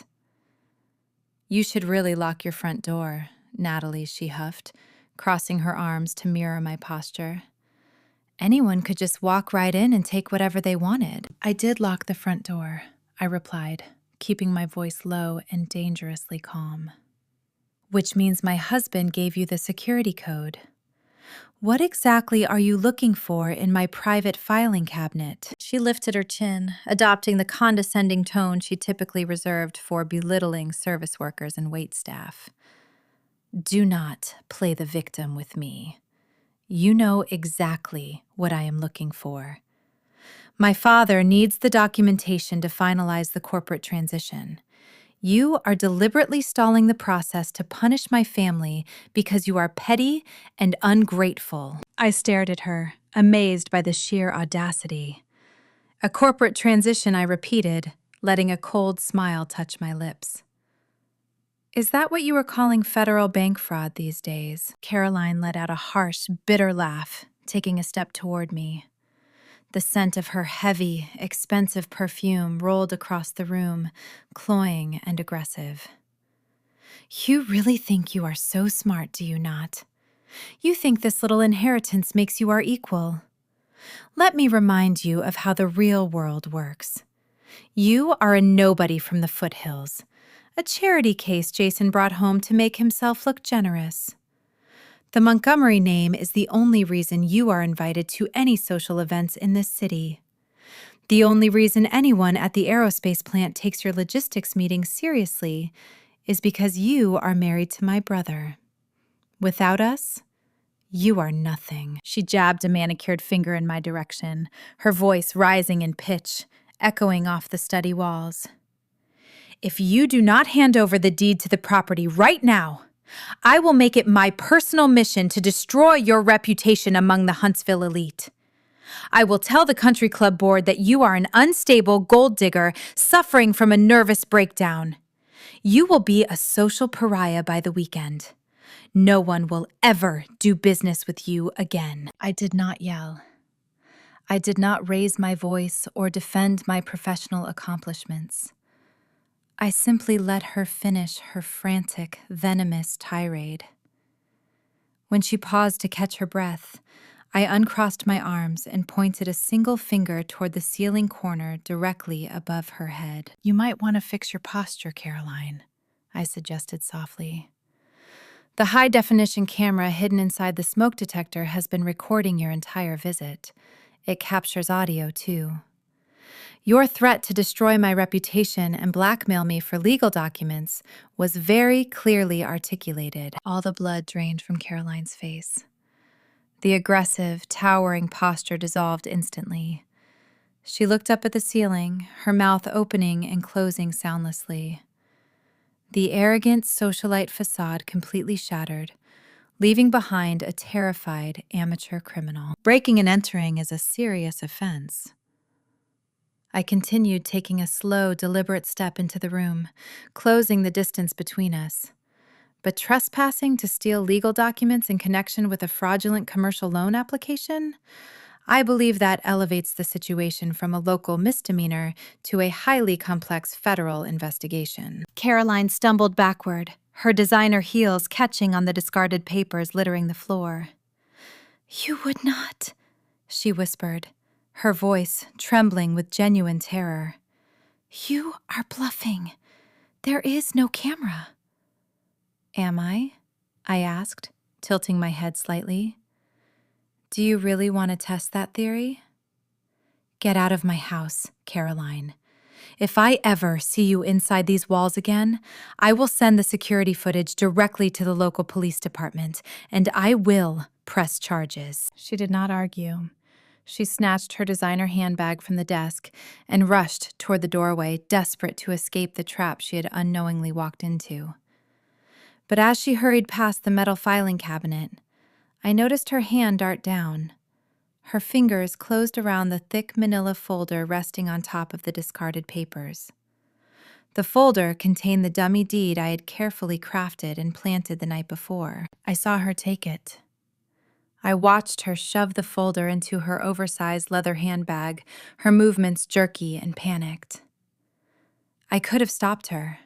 I could have grabbed her wrist and pulled the fraudulent document away. I could have demanded she empty her bag right then and there. Instead, I stepped back, pressing my spine against the doorframe, creating a clear, unobstructed path to the hallway. I let her steal the poisoned bait. Caroline practically ran down the corridor, her heels clicking frantically against the hardwood floor. The heavy front door slammed shut, echoing through the empty house. I walked over to the window, pulling the plantation shutters aside just enough to watch her climb into her luxury sedan. She gripped the steering wheel, glancing back at the house, a victorious, triumphant smirk spreading across her face. She was speeding away, convinced she had outsmarted the poor Appalachian girl. She genuinely believed she had secured the final piece of the puzzle to save her father's failing empire. She did not know the document sitting inside her designer bag was riddled with deliberate legal omissions, ensuring the loan application would ultimately collapse under official scrutiny. I had fed their arrogance perfectly. The Montgomerys were going to proceed with their fraudulent scheme, fueled by a false sense of security. They thought they were holding the key to their salvation. In reality, they had just locked themselves inside a burning building. And as I turned away from the window, preparing for the next phase of the strategy, I knew exactly how they were going to celebrate their perceived victory. 48 hours after Caroline fled my study, the Montgomery family underwent another terrifying metamorphosis.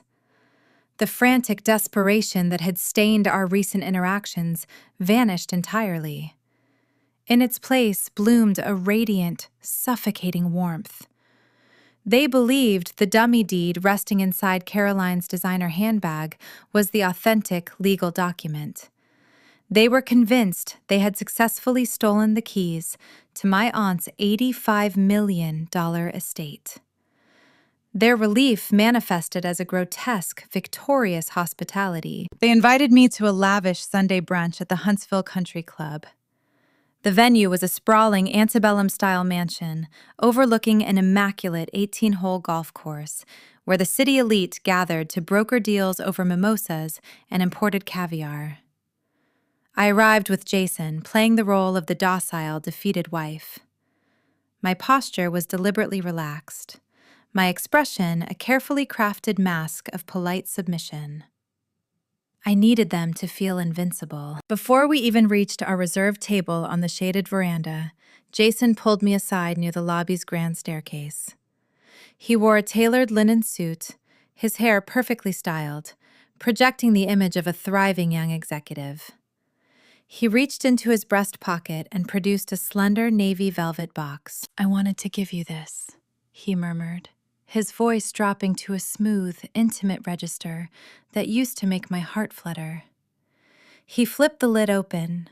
Resting on a bed of white satin was an exquisite diamond tennis necklace.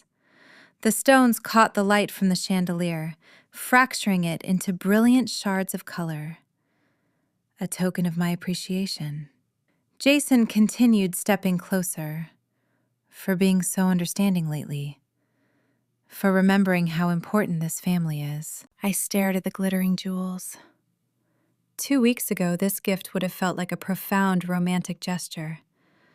Today, I saw it for exactly what it was. It was not an apology. It was a collar. It was a physical manifestation of ownership, a shiny diamond leash he believed he still held firmly in his grasp. He was rewarding my perceived compliance, purchasing my silence with expensive stones. "It is beautiful," I said, forcing a soft, breathless tone. "Let me put it on you," he offered, moving behind me. I lifted my hair, feeling the cold, heavy metal settle against my collarbone. The clasp clicked shut near the nape of my neck. It felt heavy, restrictive, like a chain binding me to a sinking ship. I turned to face him, offering a bright, hollow smile. He beamed, running a hand down my arm, thoroughly convinced his tactical purchase had secured my loyalty. We walked out onto the veranda, joining the rest of the Montgomery clan. Lucille sat at the head of a circular table, draped in floral silk, holding a crystal flute of champagne. Vernon was beside her, looking robust and arrogant, a far cry from the sweating, panicked man who had frantically checked his phone during our last dinner. Caroline occupied the seat across from them, wearing a smug, self-satisfied grin.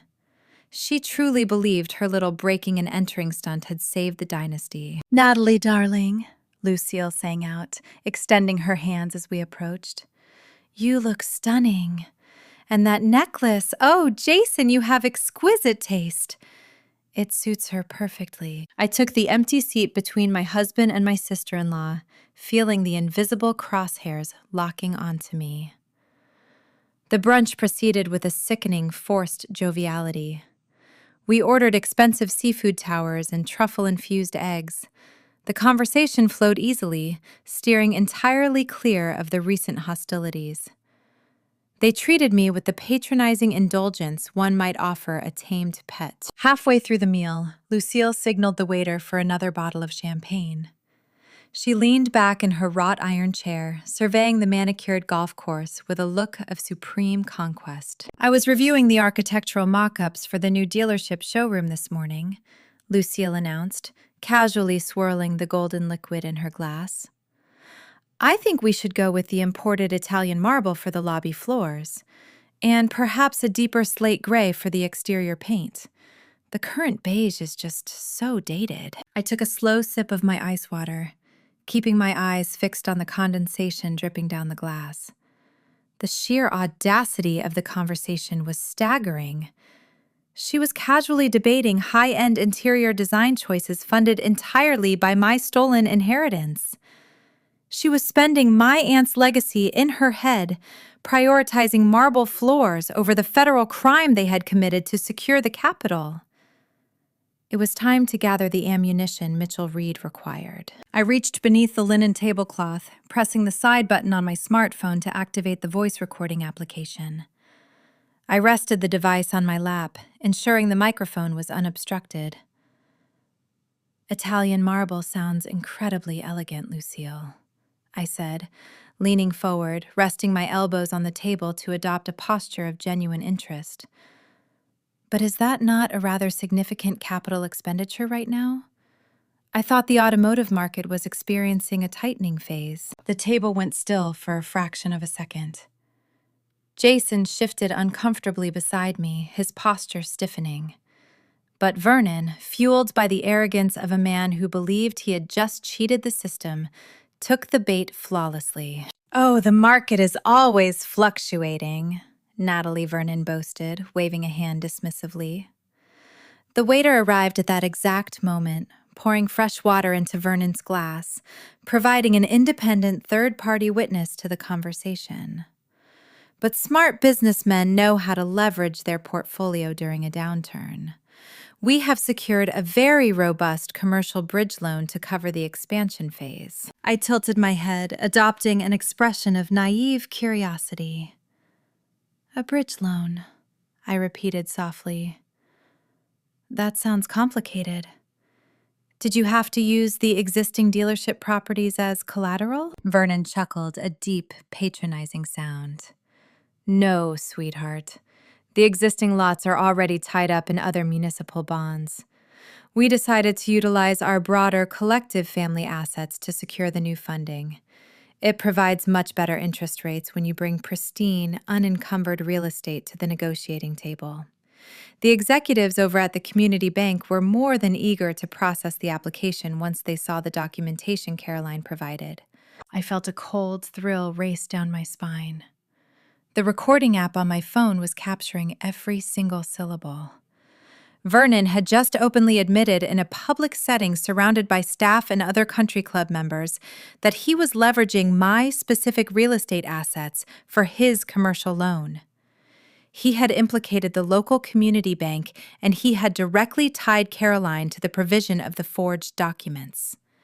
He was constructing his own prison cell with his own arrogance. "That is wonderful news, Vernon," I said, offering a bright, encouraging smile. "I am so glad the family is moving forward together." Caroline smirked, taking a long sip of her mimosa. "We always find a way to protect our own, Natalie. You just have to trust the process." The brunch concluded an hour later, wrapping up with expensive desserts and hollow promises of future vacations. As the valet brought our cars around to the front portico, Jason pulled me aside near a row of meticulously trimmed hedges. He wrapped an arm around my waist, pulling me close. "I am really proud of you today," he murmured, kissing my temple. "You handled that beautifully. I know things were tense a few days ago, but you are being such a good team player. This is how a real marriage works, Natalie. We protect the legacy." The condescension was suffocating. He genuinely believed he had disciplined me into submission. He thought my silence was surrender. I looked up into his eyes, projecting the exact amount of adoration he required to feed his fragile ego. "I am just happy we are on the same page now, Jason," I replied smoothly. Before we could climb into the car, Lucille trotted over, her heels clicking sharply against the cobblestone driveway. She reached into her designer handbag and produced a thick, heavy envelope embossed with gold foil. I almost forgot. Lucille beamed, pressing the envelope into my hands. "The Alabama Football Booster Gala is next Saturday night. It is the premier social event of the season, and we have secured a primary table near the podium." She leaned in, lowering her voice to a conspiratorial whisper. "I have spoken with the event organizers. They are allowing me 5 minutes on the microphone during the opening toasts. I am going to make a grand announcement about our new financial venture. It will be the perfect moment to show Huntsville that the Montgomery Empire is stronger than ever. I expect you to wear something spectacular, darling. We are going to be the center of attention." I looked down at the gold-embossed invitation, tracing the raised lettering with my thumb. Lucille wanted an audience. She wanted a stage to flaunt the wealth she had stolen from me. She was inviting the most powerful people in the city to witness her supreme triumph. I looked back up at my mother-in-law. letting a genuine, chilling smile spread across my face. I would not miss it for the world. Lucille, I promised, it is going to be a night no one will ever forget. The week leading up to the Alabama Football Booster Gala felt like existing inside a pressurized cabin right before a structural failure. The Montgomery estate transformed into a frantic hive of superficial preparation. Lucille spent her days directing florists, arguing with caterers over champagne vintages, and scheduling rigorous dress fittings. She treated the upcoming event like a royal coronation, obsessed with projecting an image of impenetrable Southern wealth. While my in-laws busied themselves picking out the perfect hors d'oeuvres, I sat in the austere conference room of attorney Mitchell Reed, peeling back the rotting floorboards of their empire. Mitchell did not work alone on a case of this magnitude. He introduced me to a forensic accountant named David, a quiet, unassuming man who treated financial ledgers the way a surgeon treats an X-ray. David spread a series of complex spreadsheets across the polished mahogany table, pushing his wire-rimmed glasses up the bridge of his nose. He had spent the last 72 hours tracing the routing numbers hidden within the dealership corporate filings we had managed to subpoena. The narrative Vernon sold to the country club elite was a lie, David explained, tapping a red pen against a column of alarming negative figures. He claims the automotive industry is facing a temporary liquidity crunch due to overseas shipping delays, but the inventory records show his lots have been fully stocked for months. The revenue is coming in. It is just not staying in the corporate accounts. I leaned forward, scanning the columns. My career in aerospace logistics required me to track multi-million-dollar satellite components across global supply chains. I knew how to spot an anomaly. The numbers on David's spreadsheet did not represent poor business management. They represented a hemorrhage. "Where is the capital going?" I asked, my voice steady despite the cold dread pooling in my stomach. David pulled out a separate folder, opening it to reveal a labyrinth of wire transfers. "It is being systematically siphoned," he stated plainly. Over the past 5 years, millions of dollars have been diverted from the dealership operating accounts into a web of offshore holding companies and untraceable private equity streams. But the ultimate destinations are not investment portfolios. They are offshore sports betting syndicates and high-stakes private poker rooms. The revelation hit me with the force of a physical blow. Vernon and Jason are not victims of a struggling economy, Mitchell clarified, leaning back in his leather chair. They are gambling addicts. The puzzle pieces snapped together with terrifying clarity. Jason's lingering obsession with his college football glory days was not just harmless nostalgia. He had been chasing that exact adrenaline high through illicit wagers, risking the family legacy on point spreads and offshore books.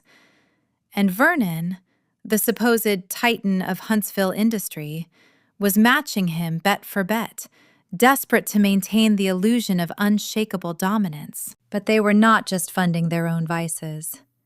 David flipped to the final page of the audit, pointing to a series of recurring massive payouts. "We also traced hundreds of thousands of dollars funneled into limited liability companies registered to your sister-in-law," David continued. "Caroline launched a high-end pet spa and a luxury candle boutique over the last 3 years. Both businesses generated near zero revenue, but they remained open because Vernon was illegally subsidizing her vanity projects with the dealership payroll funds. The fraud was deep systemic and highly federal. The Montgomerys were completely bankrupt. Their country club memberships, their tailored linen suits, the vintage wine they poured so freely at Sunday brunch were all financed by stolen corporate capital. They were floating on a fragile facade of old money that had actually dried up years ago. And now, the piper was demanding payment. "They are out of time," Mitchell said, his tone grave. "The bookies are calling in the debts.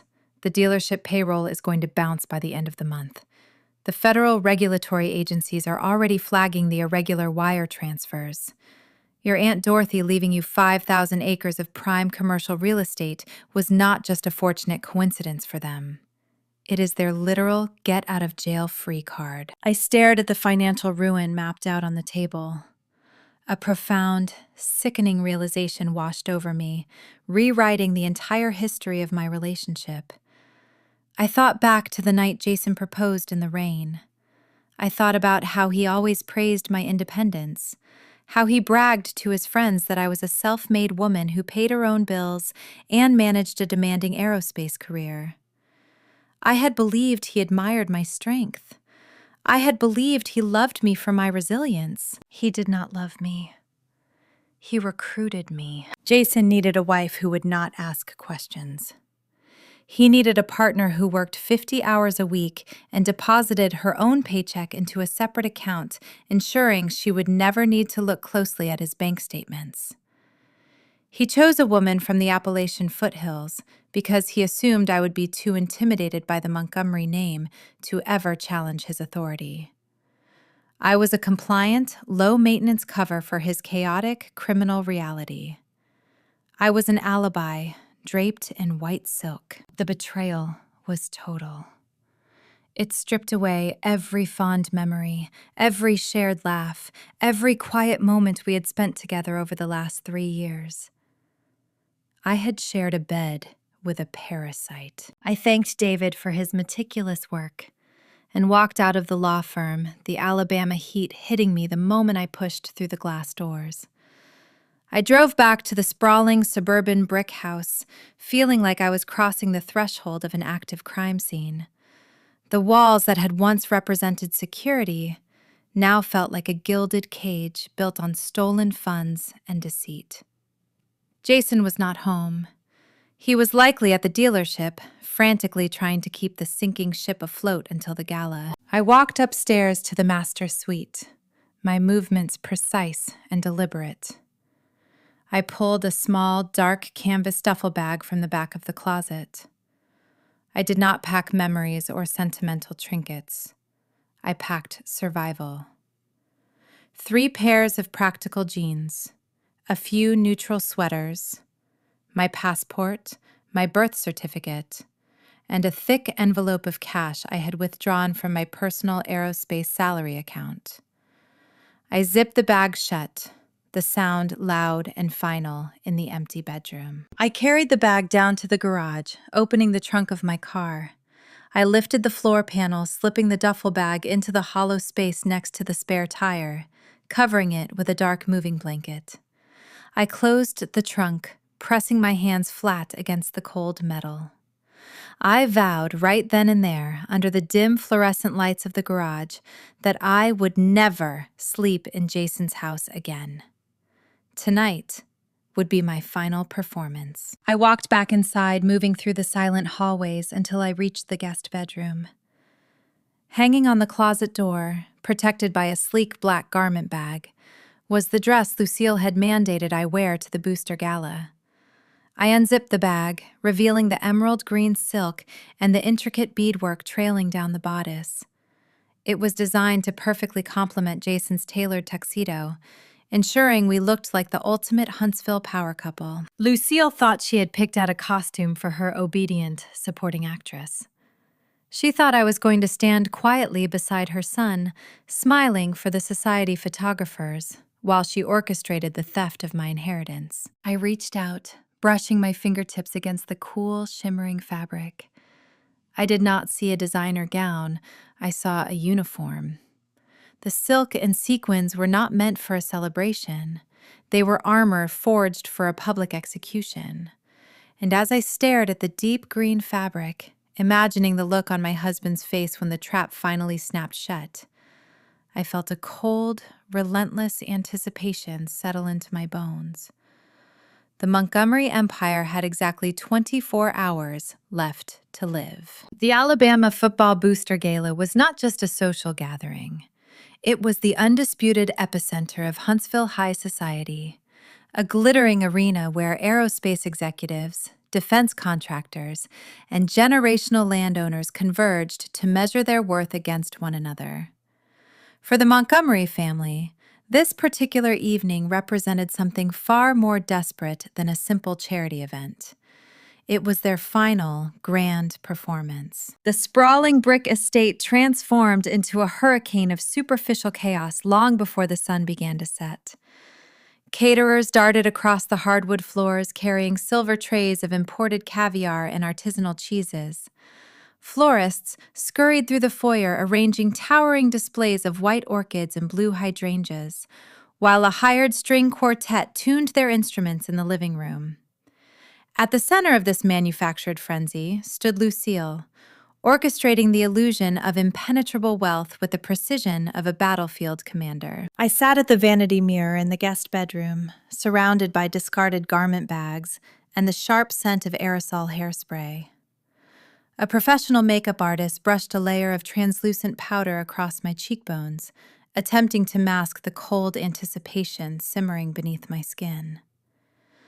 I watched my own reflection, keeping my posture rigid, my expression a flawless canvas of compliant grace. The heavy oak door swung open unannounced. Lucille marched into the room, waving a dismissive hand at the makeup artist. The young woman immediately packed her brushes and scurried into the hallway, leaving us alone. Lucille carried the emerald green silk gown draped over her arm, holding the fabric as if it were a sacred relic. She laid the dress carefully across the foot of the four-poster bed, turning to scrutinize me with a predatory, assessing gaze. She wore a midnight blue velvet evening gown, adorned with a heavy string of pearls that had supposedly been in her family for 3 generations. I knew from Mitchell Reed and his forensic accountant that those pearls were likely collateralized to a high-interest loan agency, but Lucille wore them like a crown. You need to understand the optics of tonight. Natalie Lucille began, her voice adopting that familiar, patronizing Southern drawl. This is not one of your corporate logistics meetings. The people in that ballroom tonight determine the economic currents of this entire state. She walked behind my chair, resting her manicured hands on my bare shoulders. Her diamond rings felt cold against my skin. It is a wonderful thing that your Aunt Dorothy left you such a substantial tract of land. Lucille continued, meeting my eyes in the vanity mirror. But raw assets require sophisticated curation. New money is incredibly loud, my dear. It lacks refinement. It lacks the institutional knowledge required to navigate true power. Old money, the kind of legacy the Montgomery name provides, acts as a necessary anchor. Without us guiding you through this transition, the vultures in this city would tear you apart. The sheer audacity of her monologue was mesmerizing. She was standing in a house financed by stolen corporate funds, wearing jewelry purchased with embezzled money, lecturing me on the virtues of generational wealth. She was actively attempting to steal my $85 million inheritance while demanding I thank her for the privilege of being robbed. The dramatic irony hung thick in the air, so palpable I could almost taste it. I offered a soft, deferential smile, looking back at her reflection. You have been incredibly guiding, Lucille, I replied, keeping my tone perfectly measured. I do not know what I would do without the structure this family has provided. Lucille beamed, her vanity easily absorbing the false praise. She squeezed my shoulders, a triumphant glint in her eyes. Just follow my lead tonight, sweetheart, she instructed, smoothing a stray hair near my temple. I have secured 5 minutes on the microphone during the opening toasts. When I announce the new agricultural and aerospace venture, I need you to stand tall beside Jason and smile for the photographers. We are going to show everyone exactly how strong this family truly is. I stood up, running my hands down the sides of the emerald silk dress she had mandated I wear. It fit perfectly, a tailored uniform designed to complement Jason's tuxedo. I promise, Lucille, I said, my voice dropping to a quiet, chilling register. Tonight will be an evening no one in this city will ever forget. She offered a satisfied nod, entirely misinterpreting the promise beneath my words, and glided out of the room to inspect the floral arrangements. I finished fastening my earrings when a sharp knock rattled the bedroom door. Jason stepped inside, pushing the door shut behind him. He looked striking in his custom-tailored black tuxedo, the stark white shirt contrasting with his dark hair. But the confident exterior was betraying him. A fine sheen of perspiration coated his forehead, and a visible pulse hammered erratically at the base of his throat. He carried a thick manila folder tucked tightly under his arm. "You look incredible," he murmured, closing the distance between us. He reached out to touch my waist, but his movements were rigid, uncoordinated. I turned to face him, adopting the same pleasant, compliant facade I had given his mother. "Thank you, Jason. You look very handsome. Are you ready for the gala?" He swallowed hard, his Adam's apple bobbing sharply. "Almost. We just have a tiny bit of administrative housekeeping to take care of before we get in the limousine." He opened the manila folder, withdrawing a stack of dense legal paperwork. He laid the documents out on the vanity table, smoothing the corners with shaking hands. My accountant flagged a few trailing items for our joint tax disclosures. Jason lied smoothly, his voice adopting a practiced, casual rhythm. "Just standard marital asset forms. It updates our portfolio declarations for the upcoming fiscal quarter. Nothing to worry about. I just need you to sign the bottom of these 3 pages so I can drop them in the mail tomorrow morning." I looked down at the paperwork. The header clearly indicated it was the final closing addendum for the commercial bridge loan. This was the binding contract verifying the forged application they had submitted to the corrupt community bank vice president earlier that week. Jason was standing in our bedroom, looking directly into my eyes, asking me to authorize the theft of my own future. I picked up the silver pen resting on the table. My hand did not shake. I leaned over the documents, projecting an aura of complete oblivious trust. "Do I need to read through all this fine print?" I asked, playing the naive wife. Jason chuckled, a nervous, breathy sound. "No need, baby. I already reviewed everything with the CPA. Just sign right there on the dotted line." I pressed the pen to the heavy paper. I did not write my actual signature. Attorney Mitchell Reed had spent an hour coaching me on the precise mechanics of a legally void endorsement. I altered the slant of the cursive. I inverted the loop of my first initial. More importantly, I completely omitted my legal middle name, a critical requirement clearly stipulated by the trust parameters governing Aunt Dorothy's estate. Under Alabama state law, the signature I provided was technically and fundamentally invalid, rendering the entire commercial loan contract legally unenforceable. I signed the first page, then the second, then the third. I capped the pen and handed the documents back to my husband.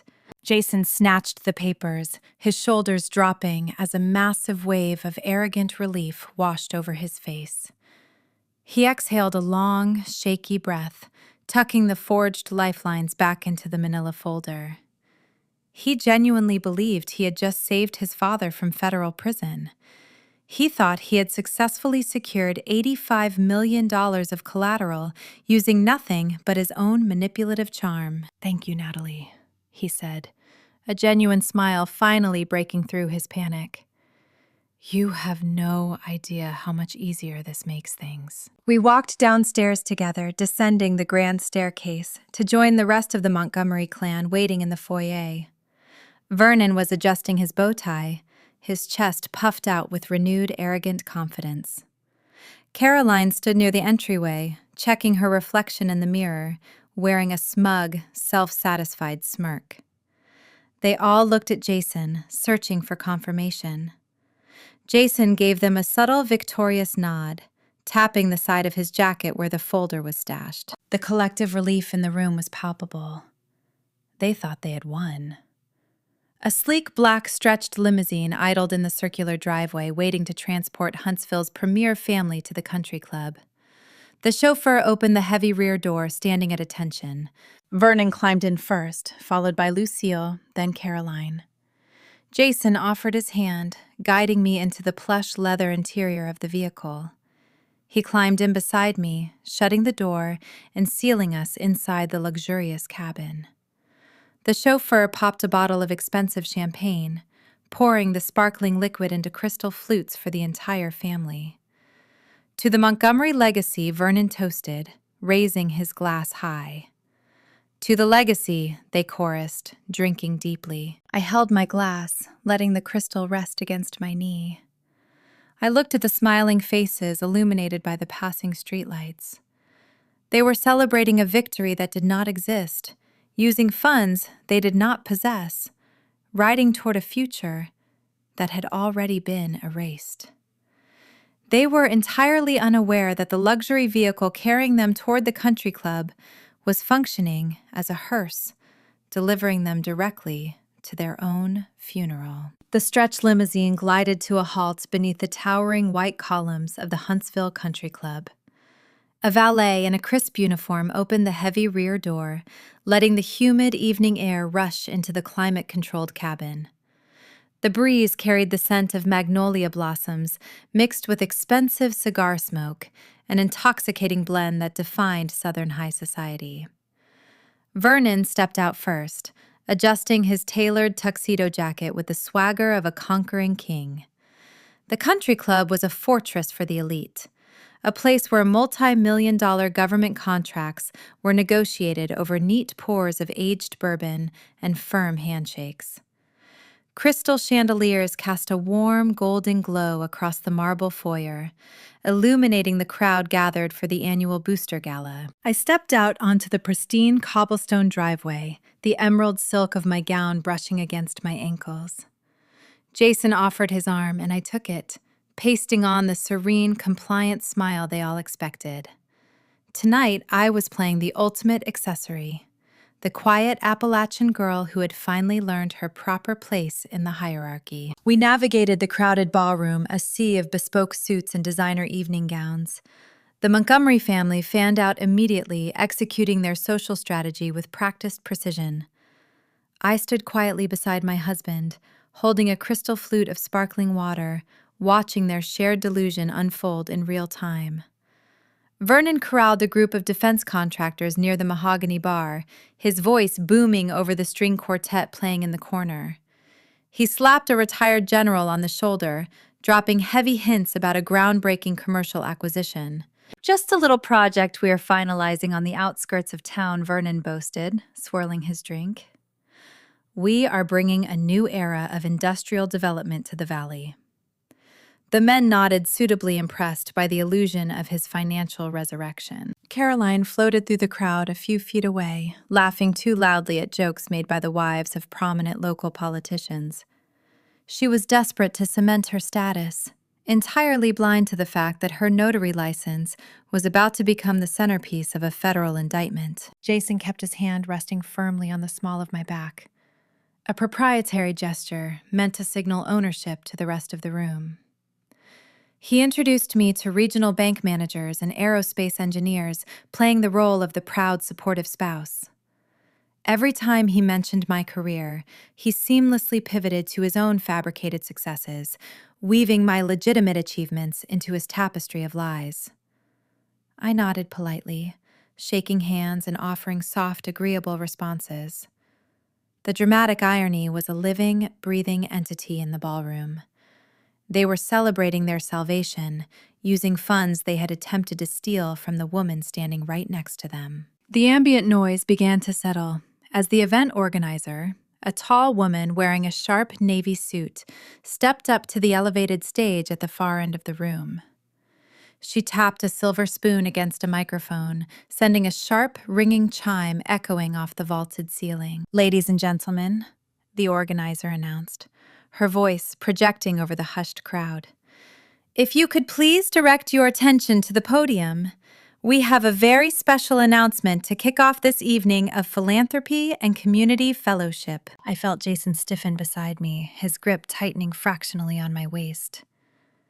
This was the moment they had been waiting for. This was the culmination of their frantic scheming. Lucille detached herself from a cluster of wealthy socialites and glided toward the stage. Her midnight blue velvet gown swept across the polished hardwood floor, projecting an aura of undisputed authority. She climbed the short staircase, moving with the practiced grace of a woman who believed the world existed solely to serve her ambitions. Lucille gripped the edges of the wooden podium, leaning into the microphone. The spotlight caught the heavy string of pearls resting against her collarbone, the very pearls financed by embezzled corporate funds. "Good evening, friends," she began, her southern drawl, honeyed and smooth. "For generations, the Montgomery family has stood as a pillar of this beautiful city. We have weathered economic shifts and industry changes, always emerging stronger, always prioritizing the legacy of our community." She paused, letting her gaze sweep across the sea of expectant faces. The arrogance radiating from her was palpable. She was standing in front of the most powerful people in the state, preparing to steal my inheritance on a public stage. But as we look toward the future, Lucille continued, her voice rising with theatrical passion, "we recognize that true growth requires bold vision. It is my profound honor to officially announce the formation of our newest endeavor, the Montgomery Agricultural and Aerospace Venture. We are breaking ground on a transformative development project, utilizing thousands of acres of pristine family land to support the next generation of space exploration and defense manufacturing." The ballroom erupted in polite, enthusiastic applause. Vernon raised his glass from the back of the room, beaming with fraudulent pride. Caroline clapped loudly, ensuring everyone around her noticed her connection to the matriarch. This was a blatant hijacking of my aunt's estate, repackaged as a triumphant corporate expansion. Lucille raised a manicured hand, signaling the crowd to quiet down. She turned her head, locking her predatory gaze directly onto me. "Of course, none of this would be possible without the unity of our family," Lucille purred, gesturing grandly toward where Jason and I stood. "My son Jason and his lovely wife Natalie are spearheading the transition. Please join me in recognizing their dedication." The spotlight swiveled, washing over us in a blinding white glare. Hundreds of faces turned in our direction, expectant and smiling. Jason puffed out his chest, holding a heavy crystal glass filled with neat bourbon in his free hand. He leaned down, nudging his shoulder against mine. "Wave to them, Natalie," he whispered, his tone laced with a demanding edge. "Show them we are a united front." The time for compliance had officially expired. The elaborate performance I had sustained for the past week reached its concluding second. I did not raise my hand. I did not offer a serene smile to the photographers waiting near the edge of the stage. Instead, I took a slow, deliberate step away from my husband, severing the physical contact between us. The sudden distance caught him off guard. He blinked, his confident facade slipping for a fraction of a second. I reached up to the nape of my neck, pressing my fingers against the intricate clasp of the expensive diamond tennis necklace he had purchased to buy my loyalty. The metal mechanism clicked open. The heavy, glittering stones slid smoothly off my collarbone, pooling into my palm like a coiled snake. Jason watched my hands, his brow furrowing in deep confusion. I held the necklace suspended over his crystal tumbler. I let go. The diamonds hit the amber liquid with a heavy, sharp splash. Ice cubes clattered against the sides of the glass, spilling a few drops of expensive liquor onto his tailored tuxedo sleeve. The jewelry sank straight to the bottom, resting among the melting ice. "What are you doing?" Jason hissed, his voice a harsh, panicked rasp that barely reached my ears. The confident executive was gone, replaced instantly by a terrified boy who realized the ground beneath his feet was suddenly unstable. I did not look at him. I did not offer a single word of explanation. I turned my back on my husband, leaving him staring at the sunken diamonds in his glass.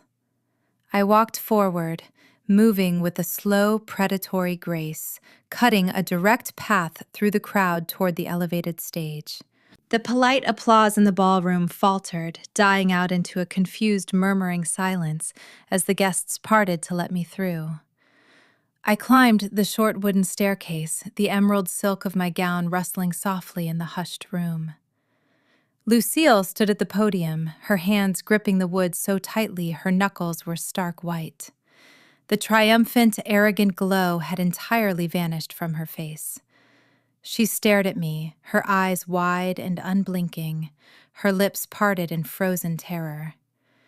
She knew something was terribly wrong, but her mind could not comprehend the magnitude of the storm that had just arrived. I stopped inches away from her reaching out to take the microphone. I stepped directly in front of Lucille, asserting my physical presence between her and the audience.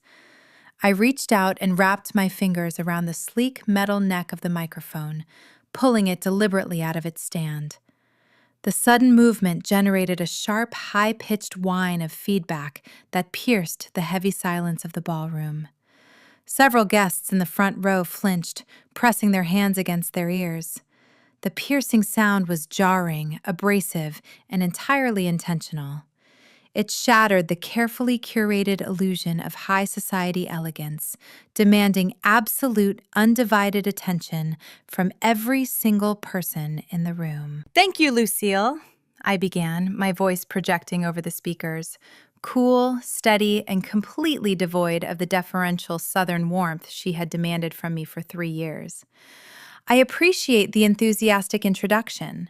However, I believe there has been a significant misunderstanding regarding the nature of this project." I paused, letting the words hang in the humid air of the country club. I looked out at the sea of expectant faces. Aerospace executives, university boosters, and prominent defense contractors stared back at me, their expressions shifting from polite curiosity to guarded confusion. "I want to clarify for the record," I continued, maintaining direct eye contact with the crowd, "that there is no Montgomery Agricultural and Aerospace Venture. No such corporate entity exists." A collective murmur rippled through the ballroom. The polite facade began to crack. "The 5,000 acres of land recently rezoned for commercial development, located on the outskirts of Huntsville," I announced, my voice rising slightly to ensure every syllable was crystal clear, "belong exclusively to the trust established by my late Aunt Dorothy Hayes. I am the sole managing member of the limited liability company that now holds those assets. The Montgomery family possesses zero equity, zero developmental rights, and absolutely zero legal authority to leverage that land." The murmuring escalated into a harsh, buzzing wave of gasps and shocked whispers. The Huntsville elite recognized a corporate bloodbath when they saw one. I was not just correcting a social misunderstanding. I was publicly declaring that the Montgomery family was attempting to sell vaporware. Behind me, Lucille let out a strangled, sputtering sound. "Natalie," she hissed, her voice a frantic, venomous whisper, "what on earth do you think you are doing? Get off this stage immediately." I did not turn around. I kept my gaze fixed on the audience. "I realize this announcement might come as a surprise to some of you," I said, cutting smoothly over Lucille's panicked demands. "Especially those of you who may have been approached by my father-in-law, Vernon Montgomery, regarding potential investment opportunities or bridging capital." I located Vernon in the crowd. He was standing near the mahogany bar, his face drained of all color, his robust, arrogant posture collapsing inward. He looked like a man watching a tidal wave approach the shore, knowing he had nowhere to run. "I strongly advise anyone considering doing business with the Montgomery Automotive Group to exercise extreme caution." I warned the ballroom. In fact, I would suggest requesting a comprehensive independent forensic audit before signing any preliminary contracts. You might be surprised to discover that the collateral they are offering was secured through a fraudulent commercial loan application submitted just this afternoon to a local community bank. The ballroom erupted. The sheer magnitude of the accusation delivered with absolute, unblinking confidence sent shockwaves through the crowd. Federal bank fraud was not a polite country club scandal. It was a felony that destroyed legacies and triggered massive government investigations. I reached down and picked up the sleek black clutch resting on the edge of the podium. I unclasped the metal latch, retrieving a thick stack of manila envelopes I had carefully prepared with attorney Mitchell Reed. I walked to the edge of the stage, looking down at Vernon. He had frozen in place, his eyes wide and terrified. I tossed the first envelope directly at his feet. It hit the polished hardwood floor with a heavy, definitive smack. "That contains the preliminary findings of the forensic audit," Vernon, I said, my voice carrying clearly over the escalating chaos. "It details the millions of dollars you and your son have systematically embezzled from the dealership operating accounts over the past 5 years to fund illegal offshore sports betting syndicates. I believe the federal regulatory agencies will find the routing numbers highly illuminating." Vernon staggered backward, knocking into a cocktail table, sending a tray of champagne flutes crashing to the ground. The shattering glass underscored the destruction of his empire. I turned my attention to Caroline. My sister-in-law was shrinking behind a group of wealthy socialites, desperately trying to avoid the spotlight. I held up the second envelope. "Caroline," I called out, ensuring the entire room heard her name. "This one is for you. It contains high-resolution stills captured from the hidden security cameras in my private home office. It clearly documents your unauthorized intrusion 3 days ago when you broke into my filing cabinet, attempting to steal the original deed to my property." Caroline clamped a hand over her mouth, letting out a ragged, terrified sob. The socialites she had been trying to impress physically stepped away from her, treating her like an active contagion. I turned back to the center of the stage. Jason was standing exactly where I had left him, near the bottom of the wooden staircase. He looked completely shattered, a hollow shell of the confident executive who had swaggered into the gala an hour ago. He stared at me, his chest heaving, his eyes pleading for mercy he did not deserve. I reached into the large gift bag I had brought onto the stage under the guise of presenting a donation to the Booster Club. I pulled out the object I had hidden inside. It was the hand-carved cedar box. The same box Lucille had stolen from my bedroom. The same box she had used to mock my poverty and entertain her friends. It was a tangible symbol of my Appalachian roots, a piece of Aunt Dorothy's legacy that had survived their ridicule. I walked down the short wooden staircase, moving directly toward my husband. I opened the brass latch of the cedar box and pulled out a single sheet of paper. It was a copy of the forged commercial loan contract, the document he had manipulated me into signing just hours ago in the guest bedroom. I handed it to him, along with a second thick stack of legal paperwork bound with a heavy binder clip. "Here, Jason," I said, my voice dropping to a quiet, intimate register meant only for him. "This is the forgery you submitted to the bank this afternoon, containing my legally invalid signature. And beneath it are my signed divorce papers." Jason took the documents, his hands shaking so violently the papers rattled against the wood of the cedar box. He looked down at the divorce filing, then back up at me, his eyes filling with tears of pure, unadulterated panic. "Natalie, please," he begged, his voice cracking. "You cannot do this. We can fix it. I can explain everything."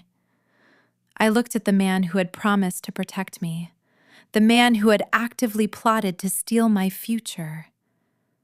I felt absolutely nothing. The fear, the obligation, the desire to please the Montgomery family. It had all burned away, leaving behind a pristine, indestructible core. "Mitchell Reed did not just halt the loan process, Jason," I informed him, ensuring my tone remained devoid of any sympathy. He forwarded the forged application, the notarized signature, and the evidence of the bribed bank vice president directly to the FBI White-Collar Crime Division in Birmingham. Jason's breath hitched, a strangled gasp escaping his throat. I leaned closer, dropping my voice to a sharp, deadly whisper. "They are waiting for you in the lobby." I turned my back on my husband. I walked back up the stairs, retrieving the microphone from the podium. The ballroom was completely silent, now the guests holding their breath, watching the final act of the Montgomery dynasty play out on stage. I looked at Lucille, who had collapsed into a chair behind the podium, clutching her pearls, her face buried in her hands.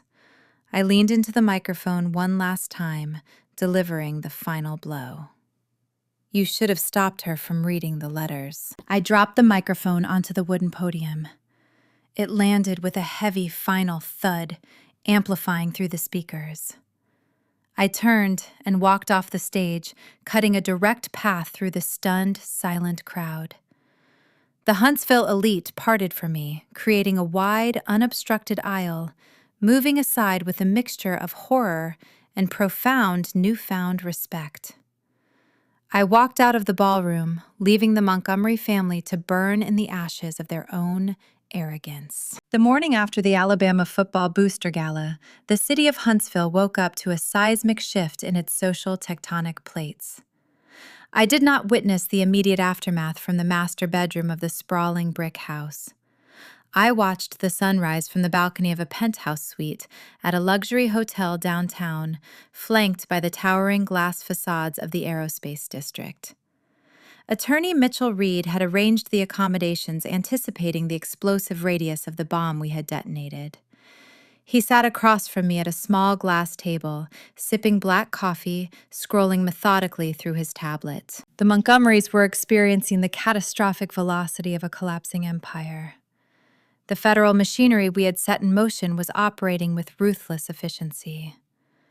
Mitchell set his tablet down, his expression a mask of professional satisfaction. "The trap sprang perfectly, Natalie," he informed me. "The FBI White-Collar Division did not wait for Monday morning. They executed a search warrant at Vernon's flagship dealership at dawn." I leaned forward, the steam from my own coffee curling into the cool, air-conditioned air of the suite. "What did they find?" I asked, though I already knew the answer. "They found exactly what David, the forensic accountant, mapped out," Mitchell replied. "Federal agents seized server racks, filing cabinets, and the personal computers of both Vernon and Jason. The evidence of systematic embezzlement and offshore sports betting is now securely in federal custody." But the destruction did not stop at the dealership doors.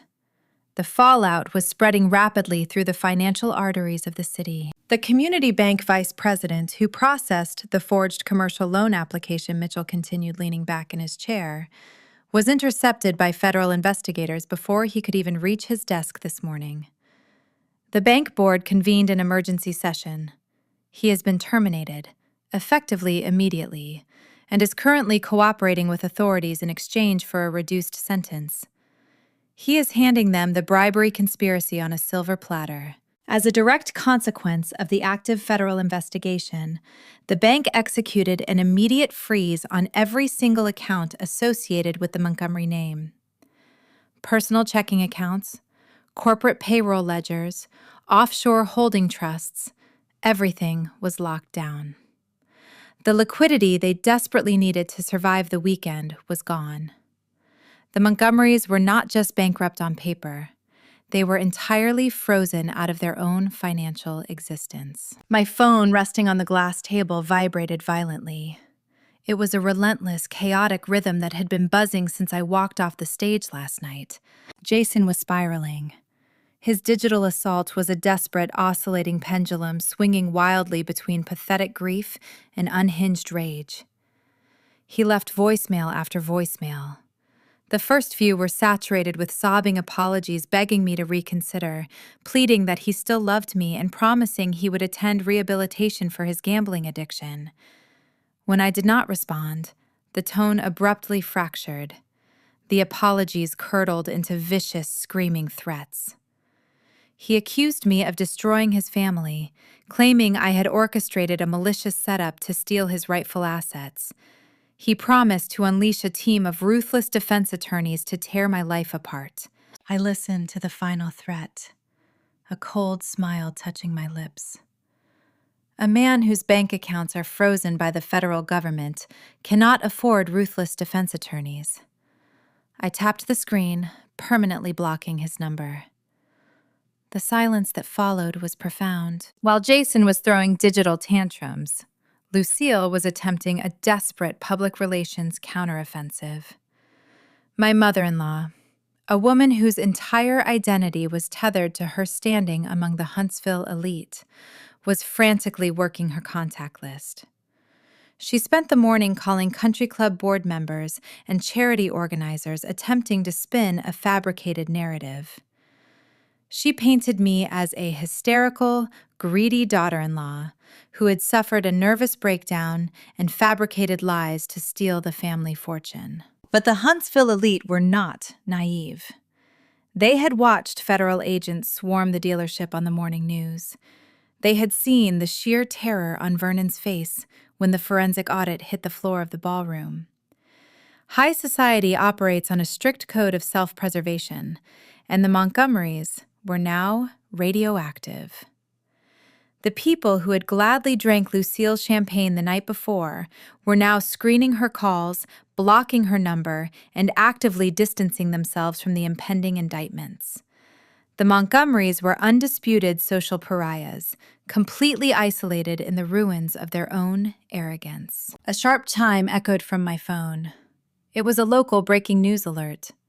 I tapped the notification, opening a live video stream from a local broadcasting station. The camera framed the grand entrance of Vernon's flagship automotive dealership.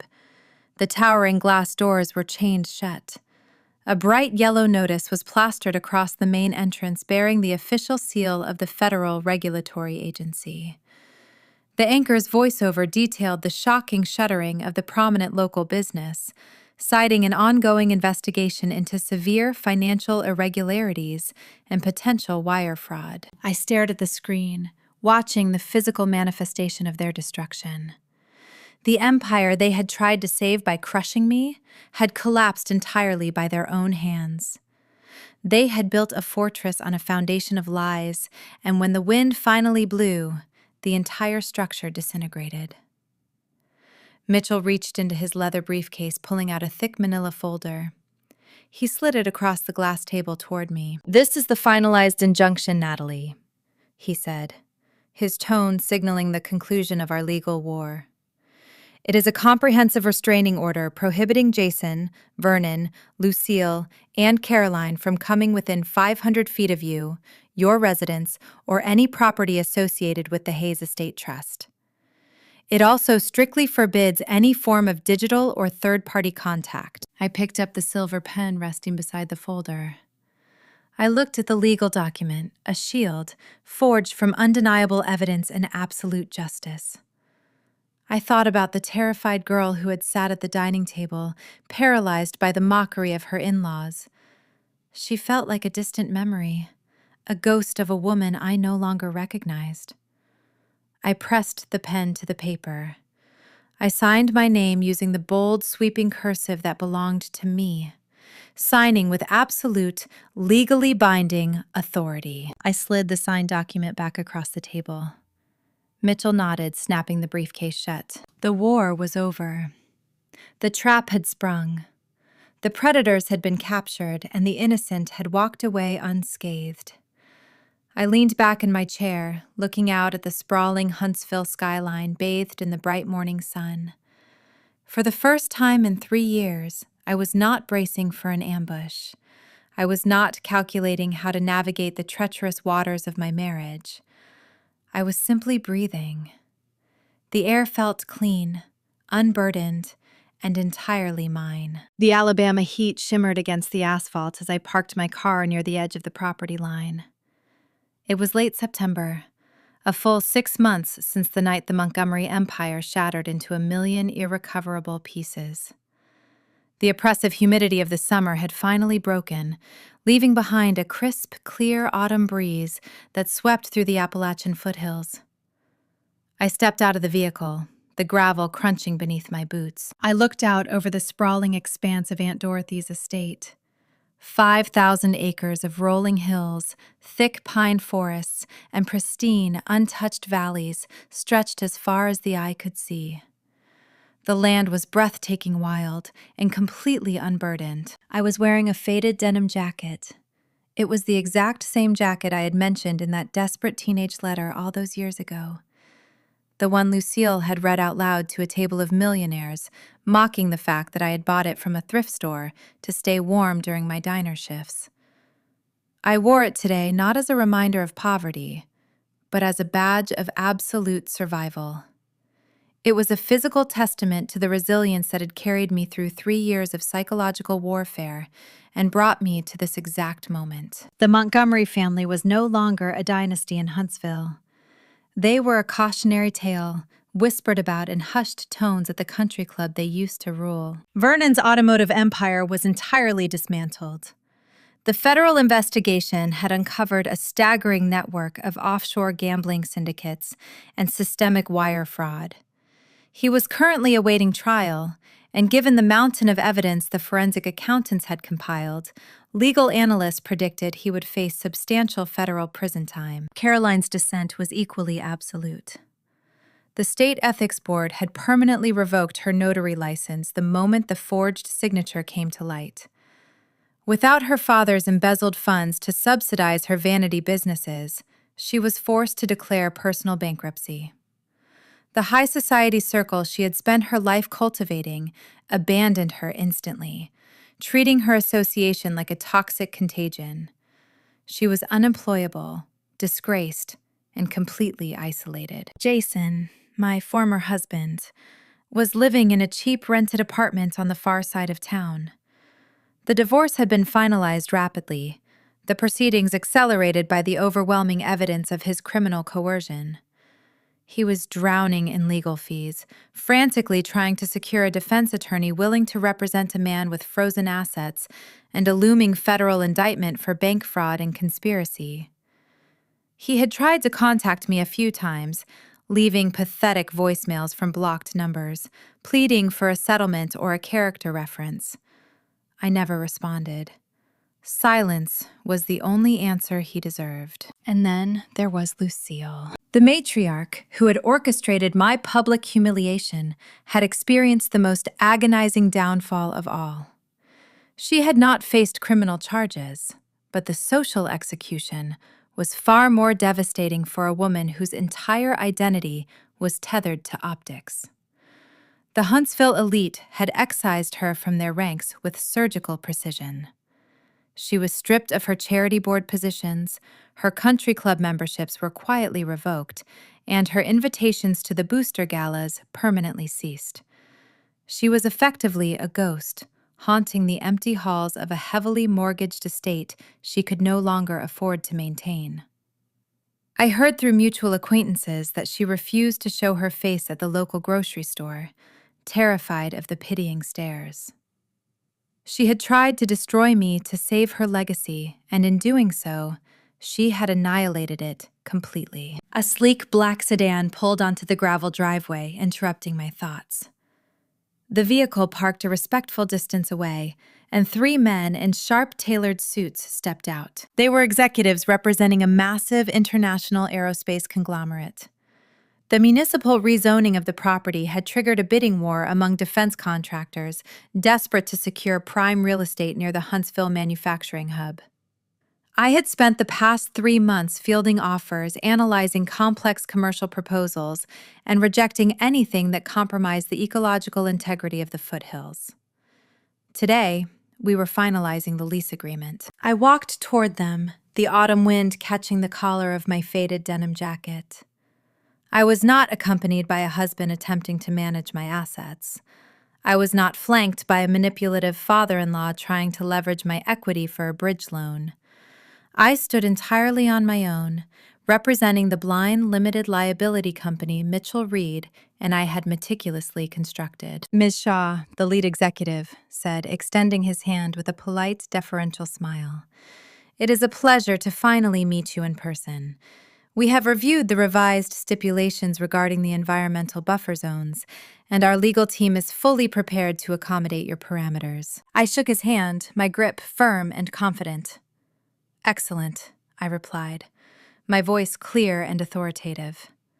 The integrity of the land is non-negotiable. If we are in agreement on the conservation clauses, I believe we can move forward with the 99-year commercial lease. We finalized the details standing right there on the gravel overlooking the valley. The terms were staggering, securing a stream of generational wealth that would ensure Aunt Dorothy's legacy remained protected for a century. They did not talk down to me. They did not treat me like a naive Appalachian girl who needed guidance. They treated me with the respect demanded by a woman negotiating a multi-million-dollar aerospace contract on her own sovereign territory. As the executives drove away, leaving me alone on the property, I turned to face the mountains. The sun was beginning its slow descent, casting long golden shadows across the tree line. The air was perfectly still. I thought back to the chandelier-lit dining room, the chime of the crystal wine glass, and the suffocating panic that had paralyzed me when Lucille opened that hand-carved cedar box. I had believed my silence was a requirement for survival. I had believed that enduring their cruelty was the only way to maintain the fragile peace of my marriage. But peace built on submission is just a different kind of cage. I looked down at my hands. The same hands that had signed the forged documents. The same hands that had gripped the microphone in the country club ballroom. I realized then that the greatest inheritance Aunt Dorothy had left me was not the 5,000 acres. It was not the astronomical commercial real estate value or the 99-year aerospace lease. The greatest inheritance was the catalyst to find my own voice. The Montgomerys had tried to use my past to make me feel small, to remind me that I was a nobody from the foothills who should be grateful for their scraps. But my past was not a weakness. It was the armor that allowed me to withstand their psychological warfare. It was the grit that enabled me to sit in Mitchell Reed's office and orchestrate their absolute destruction without shedding a single tear. I took a deep breath, filling my lungs with the crisp, clean air of the foothills. For years, I had allowed their voices to drown out my own. I had let them dictate my worth, my future, and my identity. Never again. The silence that surrounded me now was not the silence of fear or the silence of compliance. It was the silence of absolute, unmitigated victory. It was the profound quiet of a woman who had burned down the empire that tried to crush her and built something beautiful on the ashes. I turned away from the mountains, walking back toward my car, the keys jingling softly in my hand. I was no longer the compliant wife, the charity case, or the punchline. I was the architect of my own life. And as I drove away from the estate, heading back toward the city I had conquered, I knew with absolute certainty that silence would never be my cage again. It was, and always would be, my revenge. The crystal wine glass chimed 3 times. I always knew my mother-in-law viewed me as a charity case, but I didn't realize she viewed me as a punchline until she pulled a faded pink envelope from the cedar box she had stolen from my bedroom. This hand-carved cedar box, a gift from my late Aunt Dorothy, is placed center stage. Around the table, Vernon nervously dabs sweat from his neck and frantically checks his phone, foreshadowing his impending financial doom. Lucille announces to the Huntsville elite seated at her table that it would be precious to hear about my Appalachian roots. She reads a desperate teenage letter of mine about struggling to buy groceries. The table chuckles. My heart pounds, paralyzed by Southern decorum. I reach for the box, but Lucille swats my hand away, weaponizing my past poverty as a joke. I look to my husband for salvation, but the quiet hum of the dining room only amplifies the devastating realization that the ambush has just begun. My eyes lock onto Jason, silently begging him to intervene. Instead, he takes a slow sip of his bourbon and offers a passive, "Mom, don't embarrass her too much." A quick, visceral flashback hits me. Jason on one knee 2 years ago, promising, "I'll never let my family make you feel less than." The contrast makes his current cowardice unforgivable. Caroline chimes in, mocking the cheap stationery, cementing the class warfare dynamic. Lucille continues reading, basking in the spotlight. My internal monologue shifts from hot embarrassment to cold, creeping clarity. I am an accessory they tolerate. As Lucille digs deeper into the cedar box, her manicured fingers pull out a thick, cream-colored envelope sealed with a legal crest. It's a letter I hadn't fully processed yet. Expecting another tale of destitution, she tears it open with a triumphant smirk. But as her eyes scan the crisp, typewritten pages, her voice falters. The smirk vanishes. She drops the letter, abruptly attempting to change the subject. The dining room falls suffocatingly quiet. Lucille stammers, declaring the document dull legal nonsense, and tries to shove it back into the box. But the old submissive Natalie is gone. Driven by the adrenaline of betrayal, I stand up, my voice slicing through the heavy Alabama humidity. "Keep reading, Lucille. You wanted transparency." Jason tries to grab my wrist, but I jerk away. Cornered by the guest's curiosity, Lucille is forced to read the letter aloud.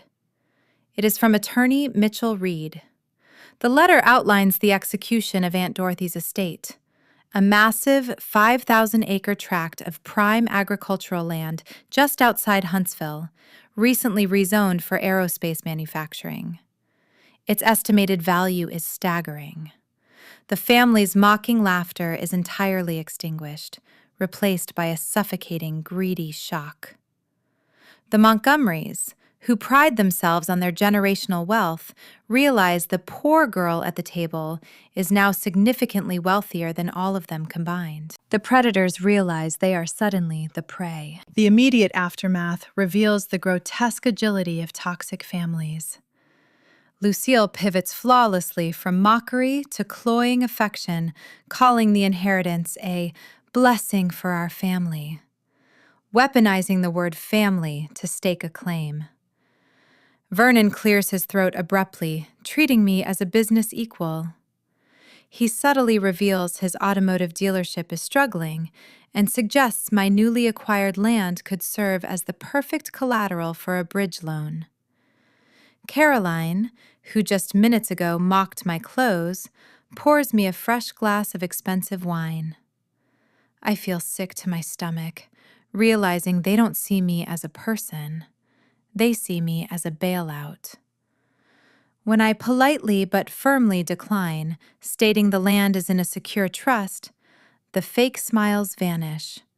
The tension snaps back into place, thicker and more dangerous than before. Jason's face flushes with anger as he follows me into the kitchen. Jason corners me against the granite countertops. But he isn't a dominant mastermind.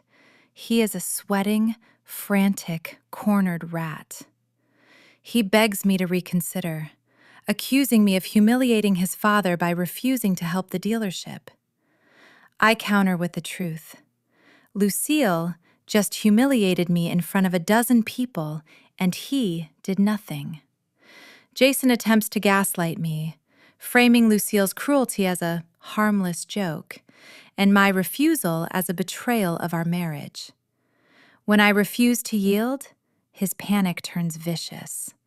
He sneers, reminding me that, as my husband, he has a say in our financial future.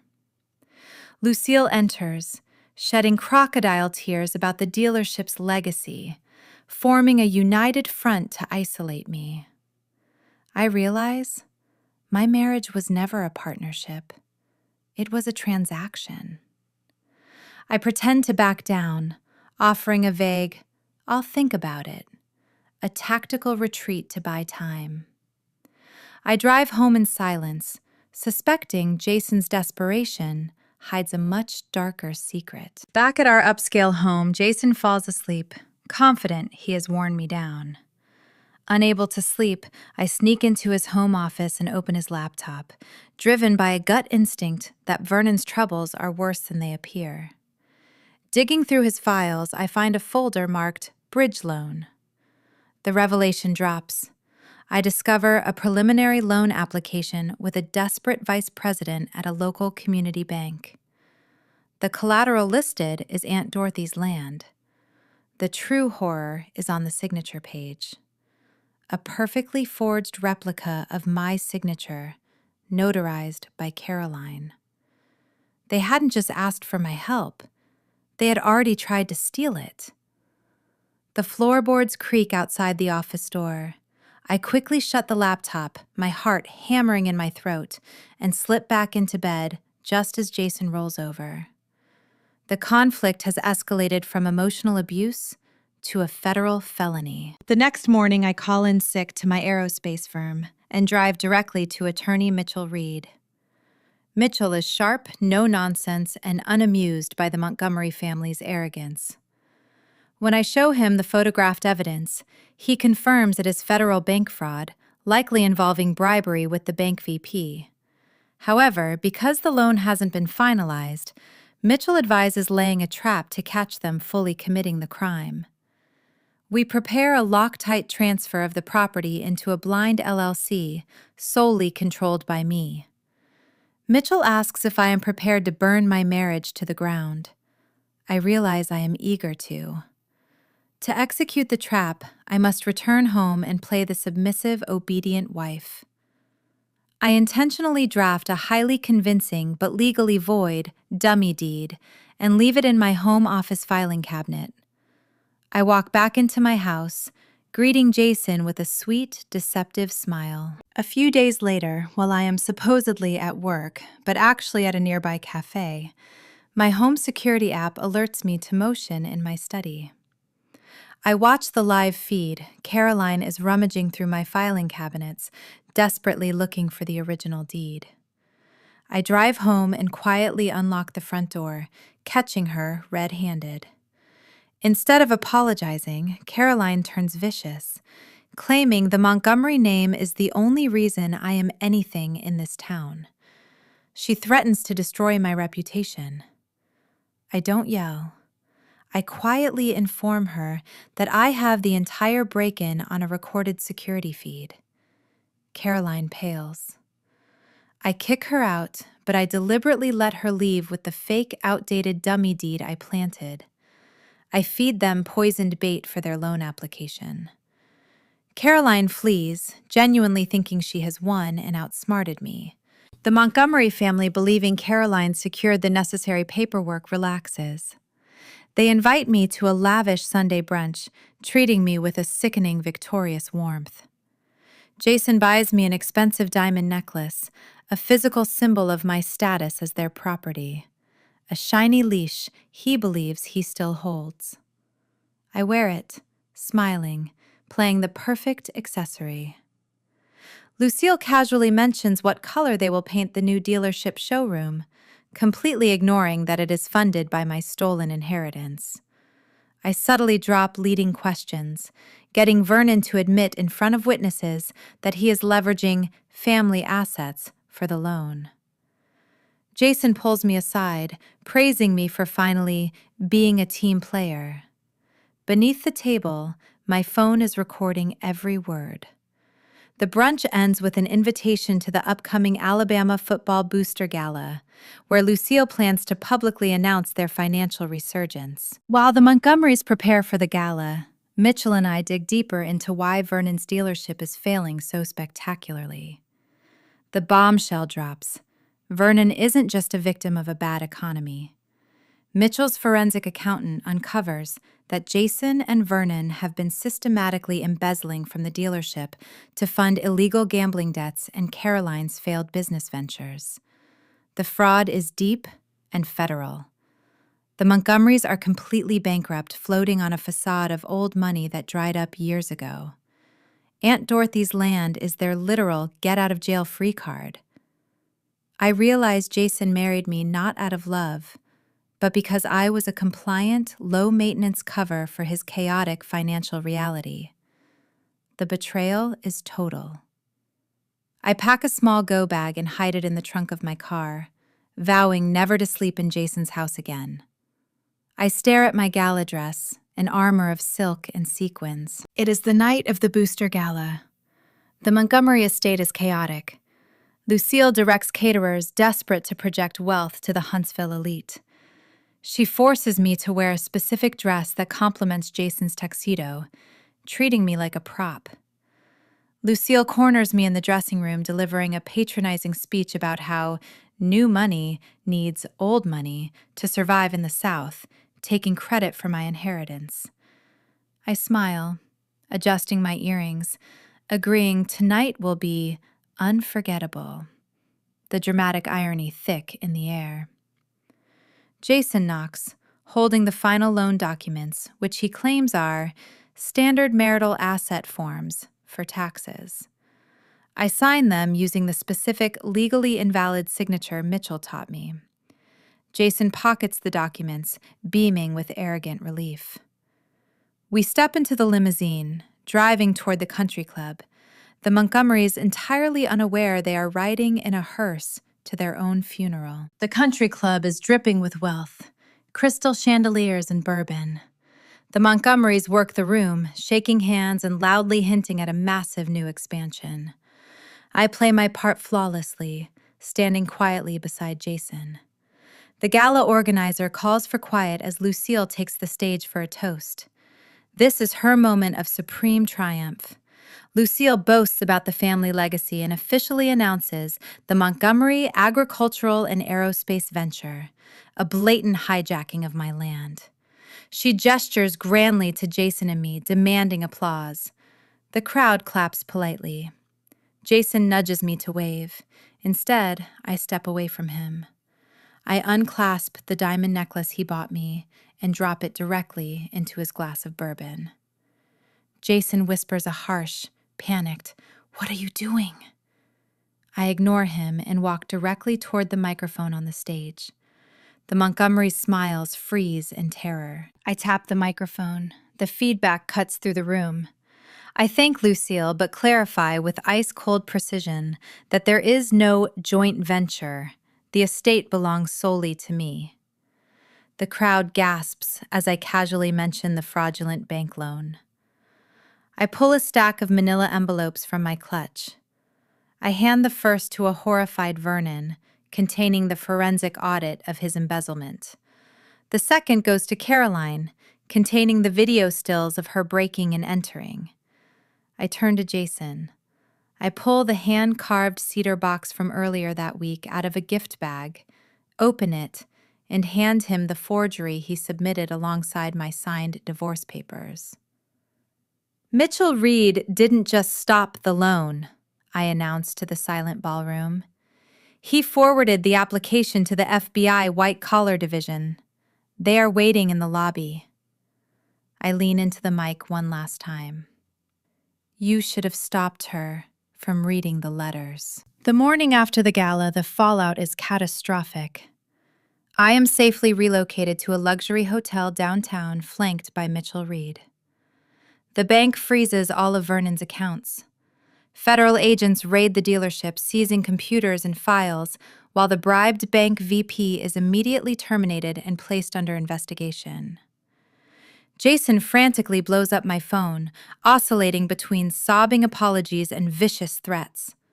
I block his number. Lucille attempts to do damage control, calling her high society friends to spin a narrative of a hysterical, greedy daughter-in-law. But the public evidence is undeniable. The Montgomerys are social pariahs. I watch a local news alert on my phone. Vernon's dealership has been officially shuttered by the authorities. The empire they tried to save by crushing me has collapsed entirely by their own hands. Mitchell hands me the finalized injunction.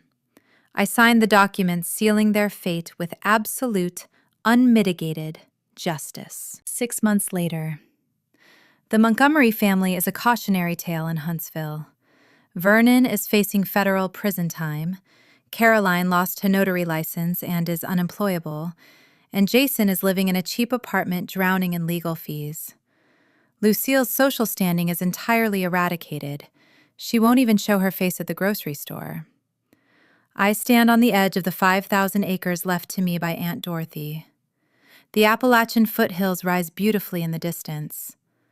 I am meeting with aerospace executives negotiating a massive land lease on my own terms, completely unburdened by guilt or manipulation. I am wearing the cheap, faded jacket I mentioned in those teenage letters, the one Lucille mocked at dinner, wearing it now as a badge of survival and pride. I look out over my land, the Alabama sun warm on my face, realizing the greatest inheritance wasn't the millions of dollars. It was my voice. Silence is no longer my cage. It is my revenge. If you have ever had to outsmart a narcissist who thought you were just a naive wife, drop your city in the comments below. Hit the like button and subscribe to Emily Told Stories. You will not want to miss this execution.